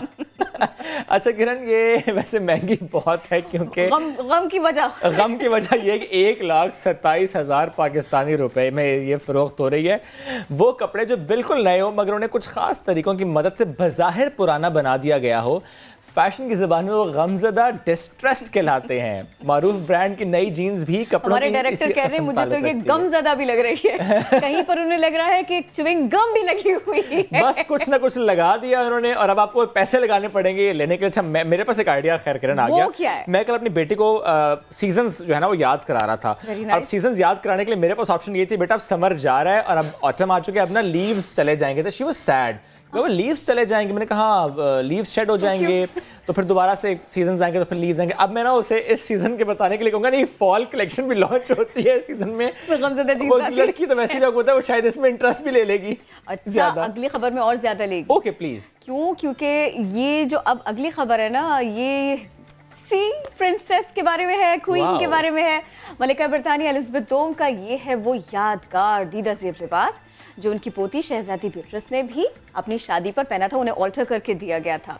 और मैं इसकी खुसूसियात कुछ आपको बता दूं, सैटिन से बना हुआ है, क्रिस्टल इसके ऊपर हाथों से जड़े गए थे। ये इतना हसीन है और इसमें तो डिज़ाइनर ने अपना साइन भी करके रखा। वाह क्या बात है जनाब। अब नुमाइश इसकी हो रही है विंडसर पैलेस में और बरतानवी शाही ख़ानदान की तारीख में मुनफरद हैसियत इस जोड़े को हासिल है क्योंकि वाहिद लिबास है मलिका बरतानिया का जो उनकी पोती ने रूसी जोड़े के तौर पर इस्तेमाल किया था। तो मलिका के लिए भी ये लिबास जो तैयार हुआ था, ये जिस तरह किरण आपने कहा ना कि डिज़ाइनर ने साइन किए हैं, तो डिज़ाइनर नॉर्मन हार्टनेल इन्होंने ये तैयार किया था और इसमें खालिस रेशम इस्तेमाल हुआ था। चांदी की कढ़ाई से लिबास को 4 चांद लगाए गए थे। और एक और खास बात जो किरण ने बताई थी ऑलरेडी आपको, नॉर्मन के इस पर दस्तखत भी हैं। और एक और खास बात है वो मैं आपको बता देती हूँ कि इसको मेरे ख्याल में 1962 में लॉरेंस ऑफ अरेबिया के प्रीमियर में भी, वर्ल्ड प्रीमियर में भी पहना जा चुका है। Very informative. आज तो मतलब कमाल, क्या बात है। कभी कभी शोएब, कभी कभी नहीं, एवरीडे। चलिए जी, ये तो आपने भारी भरकम सा एक जोड़ा था जो हमें दिखाया, लेकिन ये लैपटॉप कितना भारी होगा वैसे? ये इतना भारी नहीं है, ये तो इतना भारी नहीं है, बट वो जो घर में आपने सिस्टम्स रखे होते थे तो आपने ऐसी है कि इसको हल्का फुल्का। लेकिन किरण आप कुछ साल पहले हम इवन घर में भी या ऑफिस में भी वो हम यूज करते हैं डेस्कटॉप, भारी भारी डेस्कटॉप। आप जरा सोचें डेस्कटॉप यानी पर्सनल कंप्यूटर, ये आप जेब में रख लें और फिर घूमे फिरें। ये इतना छोटा सा चुन्ना मुन्ना सा पर्सनल कंप्यूटर और मुट्ठी में समा जाता है। दुनिया का मुख्तसर तरीन ये पर्सनल कंप्यूटर है। इंटरनेट फंडिंग के मराहिल से इस वक्त गुजर रहा है। हांगकांग की कंपनी ने इसे GM के न्यूक बॉक्स का नाम दिया है। मुबारक हो। आज की तेज रफ्तार दुनिया में एक कंप्यूटर जेब में समाएगा। तेज रफ्तार है आप। यस, मैंने तेजी से ना वो सारी खबरें दे दी हैं। बहुत अच्छा काम किया आपने। और अच्छी बात है कि ये कंप्लीट डेस्कटॉप है, वरना नॉर्मली लोग सोचते हैं अच्छा भाई लेने की क्या जरूरत है इस कंप्यूटर को, यू हैव योर फोन और आप ज़रा फोन से सब कुछ हो जाता है। वायर होगा, ये होगा, वो होगा, स्पेस ऑक्यूपाई होगी, इसमें तो काफी कुछ बचेगा। और प्रोसेसर की अगर हम बात करें, इंटेल कोर 4 प्रोसेसर इसमें नस्ब है। तो दुनिया का सबसे छोटा डिजाइन इसे कहा जा रहा है। लेट्स सी जी, ये जब आ जाएगा तो उसके बाद हम देखते हैं कि वाकई फायदा होता है या फिर आप कहेंगे नहीं आई यूज माय फोन ओनली। ये देखना पड़ेगा। बहरहाल ये देखिए, हमने आपको ना बहुत दिलचस्प खबरें दे दी। दुनिया भर में क्या हो रहा है हमने आपको बताने की कोशिश कर ली। वापस अपने देश में आना पड़ेगा। थोड़ा सा डिस्टर्बिंग है ये सारा का सारा मामला जो अब हम आपके सामने रखने जा रहे हैं। सरकारी स्कूल में लेडीज़ के साथ में, ख़वातीन असातिज़ा के साथ में बदतमीज़ी की गई, इंतहाई बुरे रवैयों का इजहार किया गया। फैसलाबाद में स्कूल हेडमास्टर का ख़वातीन टीचर को हरासा करने का इंकशाफ। हैरेसमेंट कमेटी ने इल्ज़ामात साबित होने तक ये किया है कि हेडमास्टर साहब आप ड्यूटी से बर्खास्त किए जाते हैं। ये डिसीजन उनको लेना पड़ा है। मामला इंतहाई सीरियस नौयत का है, लेकिन इन्वेस्टिगेशंस जारी है। और किरण, इससे जुड़ी एक और खबर हुई, चंद रोज़ पहले रिपोर्ट हुई थी, पोस्ट मास्टर एक खातून थी और उनके साथ भी इस तरह बदतमीज़ी की गई। उनको किसी शख्स ने आकर, जो कि ख़ुद को पाकिस्तान तहरीक इंसाफ का कारकुन बता रहा था, थप्पड़ मारे थे। तो ऐसे बहुत से मामला रिपोर्ट हो रहे हैं। ये कहना है कि वो कब दफ्तर में दाखिल हुए, जब उन्होंने हिट किया तो उसको पता चला कि अच्छा उन्होंने अपना प्रॉब्लम अगर कोई था भी तो उन्होंने तमीज से बताया नहीं। आप ये खबरें शेयर करने का मकसद ये है कि ज़रा देखिए कि किस माहौल में हम रह रहे हैं, कि ख़वातीन को हम एम्पावर करने की बात तो करते हैं, लेकिन एक्चुअल माहौल क्या है उनके लिए, कितना चैलेंजिंग है ये माहौल। यूसुफ चीमा की रिपोर्ट देखिए। फैसलाबाद में इलामा इकबाल कॉलोनी में वाक़या गवर्नमेंट एलिमेंट्री स्कूल के हेडमास्टर ख़वातीन असातिज़ा से छेड़छाड़।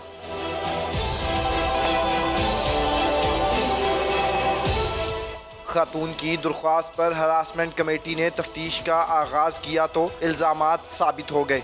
ऑफिस में किसी भी काम से चले जाएं तो कभी उनका ऑफिस अगर आप देखें या विज़िट करें तो उनका जो प्रीवियस ऑफिस है उसमें उन्होंने फ़ीमेल्स के लिए काम करने के लिए बैक साइड पे कंप्यूटर रखा हुआ है, वहाँ बहाने से भेजते हैं जाएं वहाँ से कागज़ लें।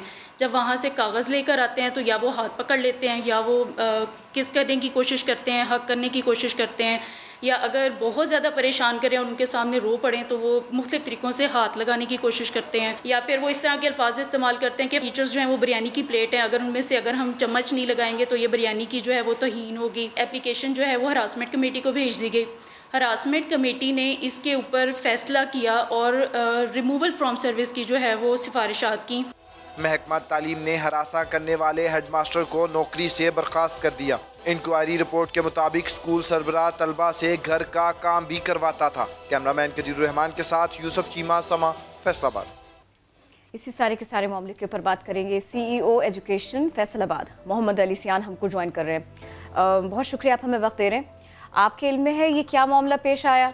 हैरेसमेंट का बड़ा मामला बनता जा रहा है, ये थोड़ी सी इसकी डिटेल्स शेयर कर सकते हैं हमारे देखने वालों के लिए? उसके खिलाफ ये शिकायत आई थी कि स्टाफ में से कुछ लोग जो उनको हरासा कर रहे हैं वो, इसके लिए फिर मैंने पहले एक इंक्वायरी लगाई, उसके ऊपर उन्होंने अदम एतमाद कर दिया फ्राम बोथ साइड्स। फिर हरासमेंट कमेटी को दे दी गई। हरासमेंट कमेटी ने जो उसका फ़ैसला करके भेजा है उसमें एक AO जो का नाम जो है उसमें डाला गया, उसको हमने दोबारा कमेटी के पास भेजा। एक तो उसमें एक मेंबर के साइन नहीं थे, और दूसरी चीज़ ये कि इसको जो AOs को पहले सुना नहीं गया, या AOs के जो कमेंट्स हैं जो हमारे पास उसकी एप्लीकेशन आई है उसको हमने कहा कि इसको रिव्यू करके भेजें। वो एज सच भी भेज सकते हैं, उसको चेंज भी कर सकते हैं, जो भी है।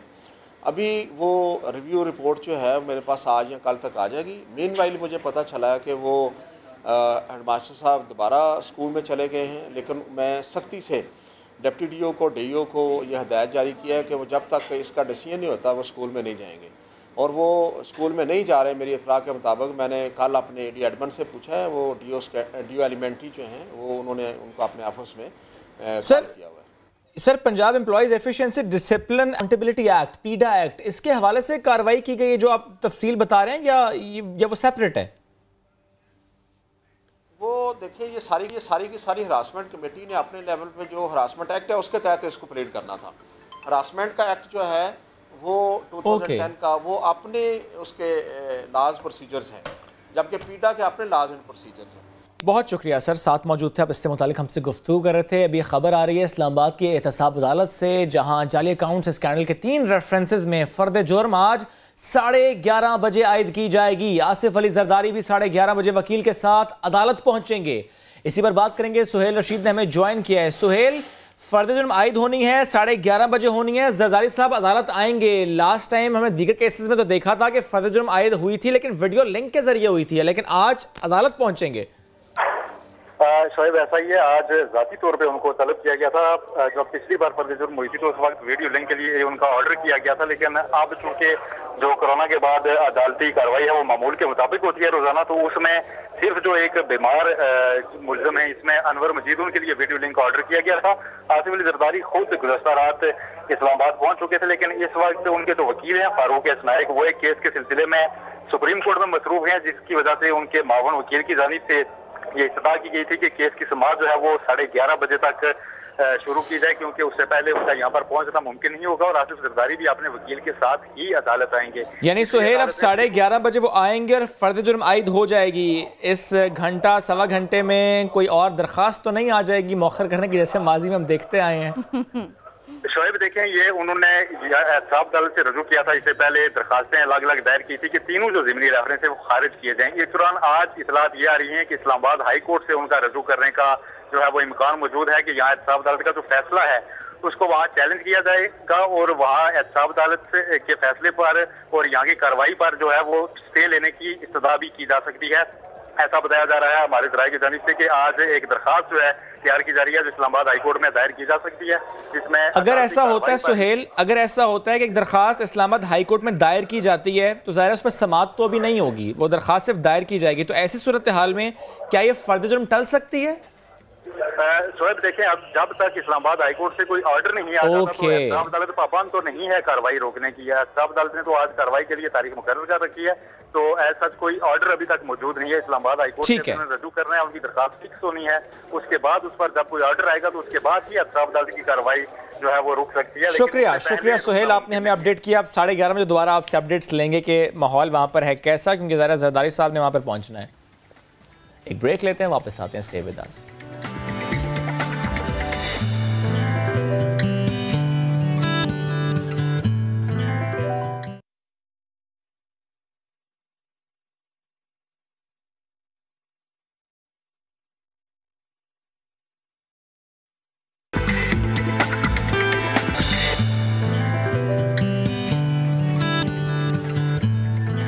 Welcome back. एक व्हाट्सएप चैट ने एक एक नया टॉपिक दे दिया, हंगामा बर्पा कर दिया है। बदलता है रंग आसमां कैसे कैसे, सितारों की कहकशां, ग्लैमर ही ग्लैमर। बॉलीवुड की आज हम बात करें, चमक धमक से भरपूर फिल्म इंडस्ट्री है, लेकिन मुश्किल में फंस चुकी है। अदाकार सुशांत सिंह राजपूत की मौत के बाद कई अदाकाराएं तफ्तीश के घेरे में आ रही हैं। एक नई बहस छिड़ चुकी है कि बॉलीवुड में आखिर ड्रग कौन कौन इस्तेमाल करता है, हासिल कहां से होती है, प्रोवाइड कौन करता है, इसीलिए पूरा चैनल क्या है, इस पर बहुत ज्यादा बात हो रही है। बॉलीवुड मनशियात केस में नेशनल नारकोटिक्स ब्यूरो ने दीपिका, श्रद्धा कपूर और सारा खान से तफ्तीश की और तीनों अदाकाराओं ने ड्रग पार्टीज में शिरकत का एतराफ किया, लेकिन साथ ही बताया कि अच्छा इस्तेमाल तो हमने ड्रग नहीं की, हम जस्ट पार्टी करने गए थे, वहां पर सिर्फ कार्बोनेट ड्रिंक पीने गए थे। दीपिका ने अपने बयान में मैनेजर करिश्मा प्रकाश के साथ 2017 की व्हाट्सएप की ग्रुप चैट को तस्लीम भी किया, जिसकी वो एडमिन भी थी, जिसमें 2 अल्फाज माल और हैश बराए के ये लिखा था। अब के से क्या मुराद है? दीपिका के मैनेजर करिश्मा, के फॉर करिश्मा। इन्वेस्टिगेशंस कम से कम यही कह रहे हैं। तो अब एक तरफ तो जनाब ये सारा केस है, दूसरी तरफ है भारतीय मीडिया, और भारतीय मीडिया का ये भी कहना है कि दीपिका से बहुत सख्त सवालात पूछे गए और इसी के दरमियान ये भी हुआ कि उनकी बड़ी बड़ी आंखों में मोटे मोटे आंसू थे, बहुत प्रॉब्लम में भी आई वो बात का जवाब देते हुए। अच्छा, मैं थोड़ा सा ना इस मामले में शुएब जी मैं ये चाह रही थी कि हम इस सब पर तो बात करें, लेकिन चैट सामने आना दीपिका की, सख्त सवाल होना दीपिका पुरुकॉन से, और फिर मीडिया उनके पीछे भी लगता है। 2 बड़े वाक़यात हैं, एक पद्मावत की रिलीज़, उससे पहले इंतहा पसंद हिंदुओं ने उनको टारगेट किया था, बहुत ट्रोलिंग भी की थी, ये कहा था कि ये इस दुनिया की खूबसूरत तरीन खातून इनकी नाक काट देंगे, वो भी बड़ा स्ट्रेस का था सारे का सारा इनको सामना। और दूसरा मौका क्या आया था, वो बड़ा मौका था जब इंसानी हुकूक, इंसान को इंसान के तौर पर देखिए, इंडिया का जो असल चेहरा है उसे ख़राब ना कीजिए, इसके लिए प्रोटेस्ट हो रहे थे। दीपिका उन नौजवानों के पास गई थी, तब दीपिका को कहा गया था कि ये गद्दार है। अब देखिए, एक मामला आया, उसके ऊपर साइबर क्राइम भी सामने आ जाता है, उस पर इन्वेस्टिगेशंस भी हो जाती है, और हम दोनों इतनी बातें क्यों करें? हमारे साथ तो उमैर अलवी है। हमारे साथ तो उमैर अलवी है, film critic Umair. Good morning. Good morning, कैसे? अल्हम्दुलिल्लाह ठीक ठाक। क्या माहौल है बॉर्डर पार हो क्या रहा है? मीडिया पे कमेंट करने से पहले जरा मुझे बताएं, ये पेशियां इनको आप कैसा देखते हैं, ये जो ड्रग की अब सिर्फ और सिर्फ बाज़गश्त है, और ये सिलसिला सुशांत से शुरू हो गया। देखिए, सबसे पहली तो हम चीज़ जो डिस्कस हमें करनी चाहिए वो है कि हम किस मीडिया की बात करें। उस मीडिया की जिसको कबूतर में भी जो है स्पाई नज़र आता है, वो मीडिया जो ओमपुरी के इंतकाल के बाद उनको भूत नज़र आ जाता है उनका, सही है। तो इंडिया में आप सोचिए कि अर्नाब गोस्वामी साहब इतने मशहूर हैं कि उनकी बलबूते पे पूरा एक चैनल बन गया। तो आप सोच लीजिए कितना लो लेवल उनका ये वाला मीडिया है जिसकी हम बात करें। एक अच्छा मीडिया है जो तरीके की खबरें दे रहा होता है, जो तरीके की चीज़ें कर रहा होता है, वो क्राइसिस ही में रहेगा, क्योंकि वो ये सारी दो नंबरियाँ नहीं करता ना। कैसे पता कि दीपिका की बड़ी बड़ी आंखों में मोटे मोटे आंसू आ गए, उन्हें कैसे पता? वो अंदर बैठे हुए थे। ये सारे जुमले कहे गए, बहुत सारे मीम्स बने, बहुत हार्श किस्म की रिपोर्टिंग हुई है। उन्हें कैसे पता? सवाल ये है ना, ठीक है, उन्हें कैसे पता कि लीक चैट में जो है वो अगर के कह रहे हैं तो वो उसका मतलब वही है। एग्जैक्टली, मतलब हर चीज़ तो उन्हें पता है। तो भाई तुम्हें पता है तो तुम्हारे फिर इतने मुल्क में हालात ख़राब क्यों हो जाते हैं? वही ठीक कर लो। एग्जैक्टली, अगर सब पता है उनको और उसके बाद फिर भाई Arnab Goswami is a C grade actor, अगर देखा जाए तो ए बी भी नहीं है ना। बहुत खुशकिस्मत है, आपने एक्टर तो कहा। एग्जैक्टली, सी भी माइंड ना कर जाए, हो रही होती है ना बड़ी बात टीवी के ऊपर। आपने भी देखा है, मैंने भी देखा है, जिस किस्म की वो बातें हो रही होती है, कोई किसी को बैठ के वो बोलने भी नहीं देते ऐसा ही है। तो अब उस मीडिया की हम क्या बात करें? यहाँ तक बात है ये जो ड्रग पार्टी तो इन सब का कहना है, देखिए ये बिल्कुल होती होंगी और आज से नहीं हो रही, हमेशा से हो रही हैं। मतलब 70s 80s में भी होती थी, मगर इसी अगर आप गंद इसको कहेंगे तो इसमें अमिताभ बच्चन भी हैं जिन्होंने कभी ज़िंदगी में शराब ही नहीं पी है, वो पीते ही नहीं है हमेशा से। क्योंकि देखिए एक्टर जो अपने आप का जिसको अपने ऊपर कंट्रोल होता है वो ये करता है। अमिताभ बच्चन से किसी ने पूछा, उन्होंने कहा भाई मैं इसलिए नहीं करता कि मेरी शक्ल पे नज़र आ जाएगा और फिर मैं क्या एक्ट करूँगा। तो ये चीज़ें हैं। तो अच्छे लोग हर जगह होते हैं, बुरे लोग हर जगह होते हैं। अगर किसी कोई ड्रग पार्टी में गया है तो उसने ड्रग यकीनन ली होगी या नहीं ली होगी, हमें नहीं पता। exactly. हम क्या बाहर वो थर्मामीटर या कोई मशीन लिए खड़े हुए हैं कि भाई वो जो आदमी आ रहा है और क्या हम ऐसा कर भी सकते हैं? जो बात कर रहा है क्या वो ये जांचने के लिए, ये नापने के लिए पहुंच भी सकता है? इसमें भी तो बहुत सारे मामलात हैं। अभी तो इस वक्त तो खाली वो अंदाजे पे चल रहे हैं ना। एग्जैक्टली, फोन सीज कर लिया। अरे सीज कर लिया तो क्या हुआ? एग्जैक्टली। और जब आप हम कहीं जाते हैं मॉल में तो वो 1 मिनट के लिए फोन हमारा ले लेते हैं। ऐसे ही तो ये वो मॉल में तो नहीं जा रहे ना, वो तो इन्वेस्टिगेशन। फोन सीज क्या रख लिया और बाहर निकलते हुए दे दिया। तो हम और सबसे बड़ी जो इंडिया की चीज़ है कि जो इंडिया के अच्छे वाले लोग हैं वो इसको हाथ भी नहीं लगा रहे। आप राजीव सरदेसाई को देख लीजिए, आप राजीव मचान को देख लीजिए, कहाँ हैं वो लोग? वो इसमें तो नहीं कूद रहे ना। बिल्कुल। वो अपनी जर्नलिज्म ढंगी कर रहे हैं ना। ये थोड़ी कि नाजरीन देखिए हम दीपिका की गाड़ी तक पहुंच गए, उनकी गाड़ी का टायर जो है उस काले रंग का क्यों है, सफेद क्यों नहीं है, जब वो सफेद कपड़े पहनी है। टायर भी पार्टी में गया था, बस यही लेवल रह गया बस। नहीं, और ये जो है गाड़ी के अंदर, गाड़ी के बाहर, गाड़ी के पीछे, गाड़ी यहाँ पार्क होगी, यहाँ क्यों पार्क होगी, इस किस्म के टाइम गुजारना है ना उनको, वो कर रहे हैं बैठे। सनसनी बस फैलानी है हर चीज। मुझे बताइए भाई, कबूतर जो है पाकिस्तान से जा रहा है तो वो स्पाई है, वहीं बात खत्म हो गई ना कि भाई तुम लोग जब इसी उस लेवल की करनी है तो वो कबूतर हाथ से उड़ नहीं रहा। मतलब एक बार हो गया, थोड़ा सा अपने आप को क्रिटिकली देख लें थोड़ा। हम बहुत अच्छे हैं भाई, अल्लाह का शुक्र, अल्हम्दुलिल्लाह हम लोग बहुत अच्छे हैं। मजाक अपने मीडिया का जितना भी उड़ाएं, हम इतने गिरे हुए नहीं हैं। हम आज भी देखें, हम बेवकूफ़ी करते हैं, ये फैक्ट है। ऐसा नहीं है कि किसी का काम करेगा, किसी का इंतकाल हो गया, पहुंच गए, वो इनसेंसिटिव चीज़ है, वो हम गलत करते हैं। ठीक है, कोई लाइव ट्रांसमिशन चल रही है, कोई कहीं कोई अटैक हो गया, हम वहाँ पहुंच जाते हैं। ये कुछ भी नहीं है जो वो कर रहे हैं। वो तो अपना इनैक्टमेंट करके, ये रहमान चाचा कौन हैं, अरे कौन रहमान चाचा, वो दिखा देते हैं। वो लोग यकीन भी कर लेते हैं, वो तो घर भी दिखा देते हैं, वो तो रास्ते भी दिखा देते हैं। क्यों होता है सब कुछ तुम्हारे यहाँ? यस, वो देखिए, वो अभी भी हम लोग जो हैं, हमारा ज़्यादातर जो रुझान है वो टेलीविज़न है। हमारे यहाँ फिल्म इतनी ज़्यादा नहीं है, तो हमारी सोच भी टेलीविज़न के लिहाज से ही है, चाहे कुछ भी हो। ठीक है, हम ड्रामों वाली लेवल से निकलते ही नहीं हैं बाहर, हम उस सुपरफिशियल उसमें नहीं आते। वो बॉलीवुड है, वो ऐसा सोचते हैं ना कि ओ हो देखा, ये तो वहाँ से आए, आज से 17 साल पहले ये आदमी बॉर्डर क्रॉस करके अफगानिस्तान गया था, तो ये तो ड्रग ही हुआ, ये वही हुआ, ये तो वही है, ये वही है जिस पे उनको लगा दिया गया, वो उसी भेड़चाल में है, वो वैसे ही चल रहा है। किसी को नहीं चाहिए प्रूफ, तो चाहिए नहीं ना, इंडिया भी नहीं है। इस सब में देखिए मीडिया का ये किरदार है। एक तरफ इन्वेस्टिगेशन चल रही है, खबर तो है, अगर इतनी हसीनाओं को बुलाया जाएगा, पूछा जाएगा। मैं एक चीज है, आप दोनों बैठे हुए, मैं अगर आपका मौक़िफ़ लूंगा तो मैं आपका मौक़िफ़ भी लूंगा, सही है। मैं कभी इनका मौक़िफ़ लेके नहीं कह दूंगा कि और शुएब साहब ने कहा तो यही हुआ होगा। कि किरण ने उनको धक्का दे दिया। अरे धक्का दिया तो किरण से पूछो भी क्यों धक्का दिया, क्यों दिया भाई। एग्जैक्टली मैं करती है मगर कम से कम पूछेंगे तो ना। वहाँ ये थोड़ी है कि उनको बुलाया, बैठाया, उनको रुलाया और उनका फोन जो है वो लिया और हमने उसकी पूरा फोन की सारी जिंदगी भर की चैट निकाली। कैसे हो सकता है उमर? अगर सिचुएशन ये है, और इसमें बहुत बड़े बड़े जर्नलिस्ट भी आते हैं, अगर सिचुएशन ये है कि फिल्म की प्रमोशन होने वाली है तो वो क्या कहते हैं उसको कटघरा, उसमें बुला के बिठा लेंगे। आपके ऊपर ये आरोप भी है कि आप सिगरेट भी पीते थे। अरे तो फिर क्या हो सकता है? सब करते वो। उनका जो है ये आज से नहीं है कि 90 से। आपको बताता हूँ जब आपको बॉम्बे ब्लास्ट 93 के हुए थे तो उसमें जो है बुक आई है राकेश मारिया की, वो जो मेन कॉप था जिसने सारा कुछ सॉल्व किया।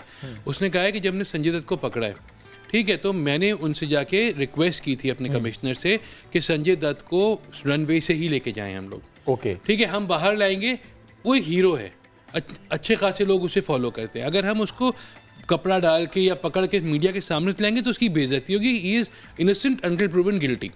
ठीक है, उसने कहा जितने भी हमने एक्टर्स एक्ट्रेसेस को उस वक्त ये बुलाया था, हमने पीछे से बुलाया था, दरवाजे से। हम मीडिया के सामने से नहीं लाए थे, इसलिए कि मीडिया तो हाउंड करने के लिए खड़ा हुआ है वहाँ पे ना।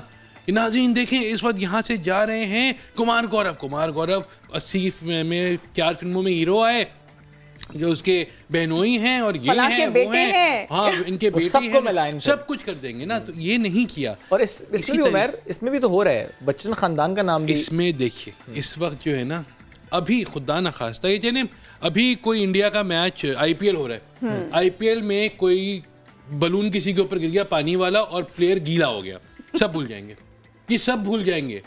ये बलून कहाँ से आया, ये बलून किसने फेंका, पाकिस्तान का इसमें क्या हाथ था, ठीक है, इस प्लेयर के ऊपर ही क्यों गिरा, और इस प्लेयर के ऊपर आज तक इससे पहले क्या क्या हुआ है, और इस प्लेयर को गीला होने के बाद बुखार हुआ, पता नहीं। ये सब वो करेंगे, देखिए एंगल्स निकलेंगे, करेंगे, कोरोना का एंगल भी डाल देंगे और करेंगे। यही देखिए कुछ दिनों की बात है, अभी ये केस सॉल्व नहीं होने वाला, ये आपको ही पता है। आज तक कभी दिव्या भारती का मर्डर सॉल्व हुआ, परवीन भाभी का पता चला, मनमोहन देसाई का पता चला कि क्या हुआ था, कुछ नहीं पता चलता ना। सही, इसमें भी कुछ नहीं पता चलने वाला है। बेचारा सुशांत सिंह राजपूत चला गया। सही है, अब ये उस पे जब तक कोई नई चीज नहीं होती है ये उसको रगड़ते रहेंगे और आगे चलते रहेंगे। उनके पास तो देखिए फिल्में हैं नहीं, सही, सिनेमा खुले हुए नहीं है, ठीक, टीवी उनका यहाँ कोई देखता नहीं है, तो उनके पास क्या बचा, उन्होंने कहा यार ये करते हैं ना, बैठ के मजा आएगा, इंस्टाग्राम पे जस्टिस करके देखेंगे, प्लेक कार्ड्स उठाएंगे। और आज तक कुछ हुआ है? जितने ये शोर मचते हैं, उनकी दीपिका की लास्ट फिल्म आई थी जिसमें वो डिसफिगर्ड उन्होंने अपना पूरा मुंह किया था, कितनी अच्छी फिल्म थी, क्या हुआ, सही है, दलील कर दिया उसको। उसके बदले में कंगना की जो लास्ट फिल्म आई थी जिसमें वो लकड़ी के घोड़े पे बैठी हुई थी, क्या बकवास फिल्म थी, कितना उसको मीडिया कवरेज मिल गई थी। यही है इंडिया भाई, ये इंडिया क्या, यही मीडिया है, हमारी भी ऐसे ही है। इतनी मेहनत की उसमें, इतने मुख्तलिफ शोबों में काम किया और आपने तो बिल्कुल ही उसको जीरो कर दिया। बकवास तरीन फिल्म मतलब मैं सिनेमा में देख के बाहर निकले सर पकड़े बैठा हूँ। क्या है मतलब, कंगना आज से अगर 300-400 साल पहले का भी वो एरा दिखा रहे हैं, जो भी डायलेक्ट वही है जो उनका तन्नू में है, तो मतलब अब इतनी मेहनत तो आप करें ना यार, ये तो क्रिटिसिज्म फिर बनता है। तो वो बेकार फिल्म थी, सही है, मगर कंगना को आप देख लीजिए कि हर चीज अभी इस वक्त जो है, कोई यहाँ पे लाइट बंद हो जाए, कंगना कहेंगे लाइट किसने बंद की, भाई तुमसे क्या मतलब है भाई, तुम अपना काम करो भाई, तुम एक्ट्रेस हो, तुम एक्टिंग करो, तुम्हें हर चीज में कूदने की क्या जरूरत है।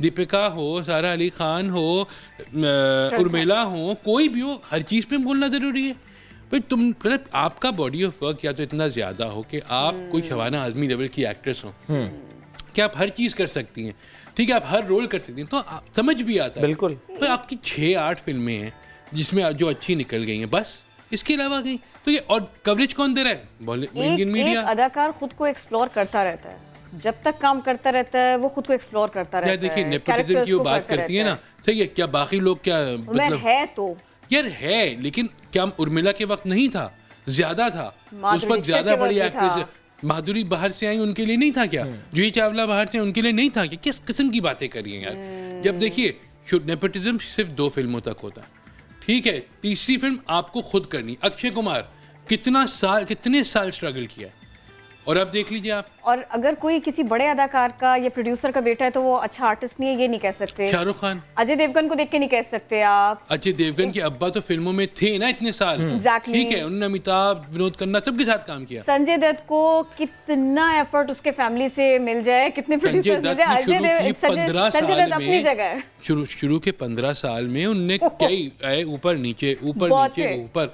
और जो फिल्में अच्छी हुई उनकी, वो लोग यकीन नहीं करते थे कि कैसे हो गई, मगर फिर खुद अपने आप को डिस्कवर किया ना। आप अपने आप को खुद जो है डिस्कवर करते हैं, आपको खुद अपना पता होता है कि आप में कितने पानी में आप, वो नहीं वहाँ पता चल रहा है इस वक्त। ये देखिए, मैं ना वापस स्टार्स के ऊपर भी जाना चाहती हूँ, लेकिन मैं ये स्टार्स के साथ में ना यूं करके प्ले कौन कर रहा है, हम एक बार फिर मीडिया की बात करते हैं। थोड़ा सा टाइम गुजरा इसको, वही काले चिंकारे वाला केस एंड सलमान खान, और जो कवरेज का स्टाइल था, मैं इस वक्त जहाँ पर खड़ा हुआ हूँ, ये सब वर्चुअल है, मैं इस वक्त जहाँ पर खड़ा हुआ हूँ यहीं पर ये जीप है और यहीं पर ये जंगल है और सामने से चिंकारे आ रहे हैं और सलमान खान ने बंदूक ताना, और फिर उसके बाद में 1 by 1 वो पॉपअप हो रही है ना, एक्ट्रेस सोनाली आ गई तो ये आ गई तो वो आ गई, पूरा वाकया बता दिया। अब देखिए इसमें क्या होने जा रहा है ना, और इसमें चल क्या रहा है। दीपिका की वही पिक्चर्स होती हैं, वैसे कुछ फुटेजेस होते हैं, दरमियान में उस लड़की की शादी की पिक्चर भी लगती है। देखिए सबसे बड़ी चीज, सबसे बड़ी अदाकार के लिए एक फिल्म बना के रखी जा रही है। सबसे बड़ी चीज ये है कि देखिए स्ट्रॉन्ग वुमन बर्दाश्त कोई नहीं कर सकता, ऐसा ही है, ठीक है, सीधी सी बात है, ईमानदारी की बात है, और ऐसा हो रहा है, हाँ हो रहा है, और ख़ास तौर पे उस मुआशरे में जहाँ पे ख़वातीन के साथ आप कोई बहुत ही हमेशा से तो इतना अच्छा सलूक नहीं हुआ, और ख़ास तौर पे शोबिज़ में दीपिका हो गई, सारा अली खान को मैं नहीं कहूँगा वो नहीं आई है, उर्मिला हो गई, इवन कंगना हो गई, जिसका कोई ओपिनियन है, ठीक है, वो गलत है, क्यों है। हमारे यहाँ भी आपने वो बयानात नहीं सुने कि ख़वातीन को क्रिकेट नहीं खेलनी चाहिए, किचन में ज़रूरत होती है, किस किस्म की अवार्ड दे दिया तो क्यों दे दिया, एग्जैक्टली किस किस्म की बेवकूफ़ी के बाद क्यों दे दिया। हाँ, और सबको मिल चुका है, उस पर कुछ नहीं करना, बस ये खातून है जिनको क्यों मिला, हाँ, और उनकी ओपिनियन है, सही है, अंग्रेजी बोल लेती हैं, प्रेजेंटेबल हैं, टीवी पे नजर आती है तो लोग जो है सुनने बैठ जाते हैं, क्यों दिया। तो ये एक हमारा इशू है पाकिस्तान, इंडिया, दुनिया भर का, वहाँ भी इस खत्ते में ज्यादा शायद भाई वही, हाँ है, बिल्कुल है, और देखिए मीडिया में भी खास तौर पे इंडिया में भी ये हो रहा है, यही चीज़ हो रही है ना इस वक्त यहाँ वहाँ पे, कि आपने ये नहीं देख रहे कि सुशांत सिंह राजपूत का केस है, उसको सॉल्व करो, बिल्कुल, आप बाकी गड़े मुर्दे उखाड़ रहे हैं, पूरा डाइवर्ट कर रहे हैं। नहीं, और फिल्म एक बहुत पुराना स्किट था 50-50 का, उसमें कहा कि वही इस्माइल तारा और माजिद जहांगीर बैठे हैं, वो कहते हैं कि अरे आजकल देख रहे हो कि फिल्म स्टार क्रिकेट खेल लें, तो कह रहे हैं हाँ, तो और क्या करें, तो कह रहे क्यों, इसमें बुरी बात क्या है, तो कह रहे अरे फारिग बैठे हैं, कुछ करने को तो है ही नहीं। तो वही है कि 80s में फिल्में कहाँ बन रही थी जिस जमाने में की ये बात, तो वही है, फारिग बैठे हैं, फारिग बैठे में क्या करें आप, तो यही करेंगे भाई। अमेज़ॉन प्राइम पे फिल्में आनी है, आ रही हैं, जिस तरह जो लगी हुई है लाइन में, वो है, नहीं तो बन नहीं रही, ठीक है, तो अब क्या करें, यही कर लेते हैं। और इस सब किस्से में जो एक तकलीफ है वो सुशांत की फैमिली के लिए है, उसके फ्रेंड्स के लिए है, उसके आपने देखा नहीं कि स्टार्ट कैसे हुआ था, रह गया वहीं पे, मर गए, ठीक है, लटक के मरे, खुदकुशी की है, मारा है, मारे नहीं, ड्रग ली है, ये अरे यार कि एक डेफिनेट चीज तो बताओ, जो इन्वेस्टिगेट कर रहे हैं उसको नहीं पता, हाँ। इनको पता है, इनको सब पता है, और हर रोज नया नया पता चल रहा है। और हमारे भी तो वो बगैर सोचे समझे सब रीट्वीट कर देते हैं ना उसको, कि देखा हम तो यही कह रहे थे, अपनी मतलब की बात जब लगे तो बंदा रीट्वीट कर देता है, ये तो अच्छा आदमी था ही नहीं, ये तो अच्छी औरत थी नहीं। और इसमें फिर ये कि माहौल ऐसा बन गया कि जिया बच्चन हो गई, 1-2 अदाकार और हो गए, उनको ये कहना पड़ा कि पूरा बॉलीवुड ड्रग एडिक्ट है, ड्रग माफिया के तहत चल रहा है यार, आप जिस थाली में खा रहे हो उस पर छेद कर रहे हैं। ड्रग्स हर जगह होती हैं, हमें आपको भी पता है कहाँ कहाँ, हमारे मुझे नहीं पता, देखिए पता होता है आपको, ये पता है ना, कभी हमने इस्तेमाल की, तो इसका मतलब ये थोड़ी हमें पता नहीं क्या हो रहा होता है, ठीक है। एक दफ़ा दावत में, नॉर्मल कोई ऐसा भी नहीं था, उसमें बैठे हुए थे, तो एक साहब जो थे उसमें चलते हुए, अब मुझे नहीं पता कि ये टुन है, जाहिर है नहीं पता ना, ठीक है, मुझे क्यों पता, कैसे पता। एक दोस्त था मेरे साथ जो डॉक्टर था, उसको आइडिया था, ओके, उसने कहा कि इनसे ज़रा दूर लो, मैंने कहा ठीक है, कि सलाम भी नहीं करना, मैं ठीक है, बैठे रहे हम लोग, तो उससे आइडिया होता है ना, क्या सब डॉक्टर्स बैठे हैं टीवी के ऊपर कि सबको पता है, ऐसे थोड़ी है, आपको क्या पता किसने ड्रग ली किसने नहीं ली, सही, आप क्या टेस्ट कर रहे थे वहाँ खड़े हुए बाहर, तो ये रवैया नहीं होना चाहिए, इन्वेस्टिगेशन तक इंतजार कर लेना चाहिए। इन्वेस्टिगेशन ऐसे ही हो, देखिए जब कंक्लूजन नहीं होगा ना फिर, हाँ बिल्कुल, अगर कंक्लूजन आपको 10 कंक्लूजन से दे देने पहले से खुद से, और जब 11वां कंक्लूजन आएगा जो इन सब का उलट होगा, तो फिर क्या करेंगे? Umair thank you so much. वो फिर तैयार होंगे नेक्स्ट सिरे से कुछ और करने के लिए, और कोई नई खबर, वो बड़ा अच्छा एग्जांपल उन्होंने दी थी ना, बैलून एक अगर आ जाएगा पानी वाला तो बच जाएंगे कि ये बैलून कहाँ से आया है। चलिए जी बढ़ते हैं आगे। आर्टिस्ट की आज हम बात कर रहे हैं। अब जरा एक पाकिस्तानी आर्टिस्ट की कहानी भी आपके सामने रखनी बहुत ज़रूरी है। 700 से ज़ायद इन्होंने फिल्म्स की और ड्रामा में एक्टिंग की।